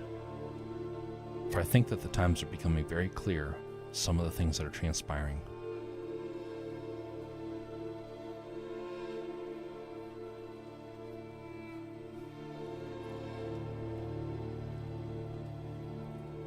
I ended up making this drawing way more complex than I was originally planning to. Yeah, that happens. I have one more day to be able to really get to work, though. We're at the tail end of this stream, though. We need to call it there. To wrap things up, though, let me put it this way. We all get to choose which sort of path we want to be. Not just us, but our nation as well. Some people are going to decide one thing, and we have to be fine with that. We have to be willing to let them explore, to come to their own conclusion. And eventually, if it's wrong, it will become apparent. No, not like an actual parent, but you get what I'm talking about. It will become obvious over time which is the right path. And some nations are going to struggle with it. And eventually, I hope that we all will just be able to recognize one thing. No matter what sort of worldview we come from, whether it's AI, whether it's government, that we'll be able to look at our neighbor and say, you know what, regardless of what happens, I still want to care about the well-being of my neighbor. I want to care about my community. I want to care about my family. I don't want to see them hurt. I don't want to see them destroyed. If you can go into any sort of walk of life with that, you will have the chance to recover regardless of what path you are on. Now, personally, I would say also try and seek God in that journey. Now, not everyone's going to be ready for that one, but that is definitely the best solution you can have in that journey.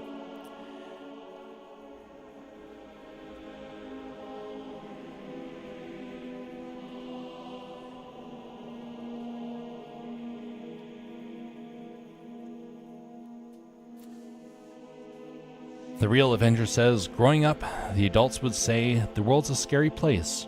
And now, nearly 30 years later on, it's applying more now than ever. Yeah. I was taught something slightly different. I was taught that the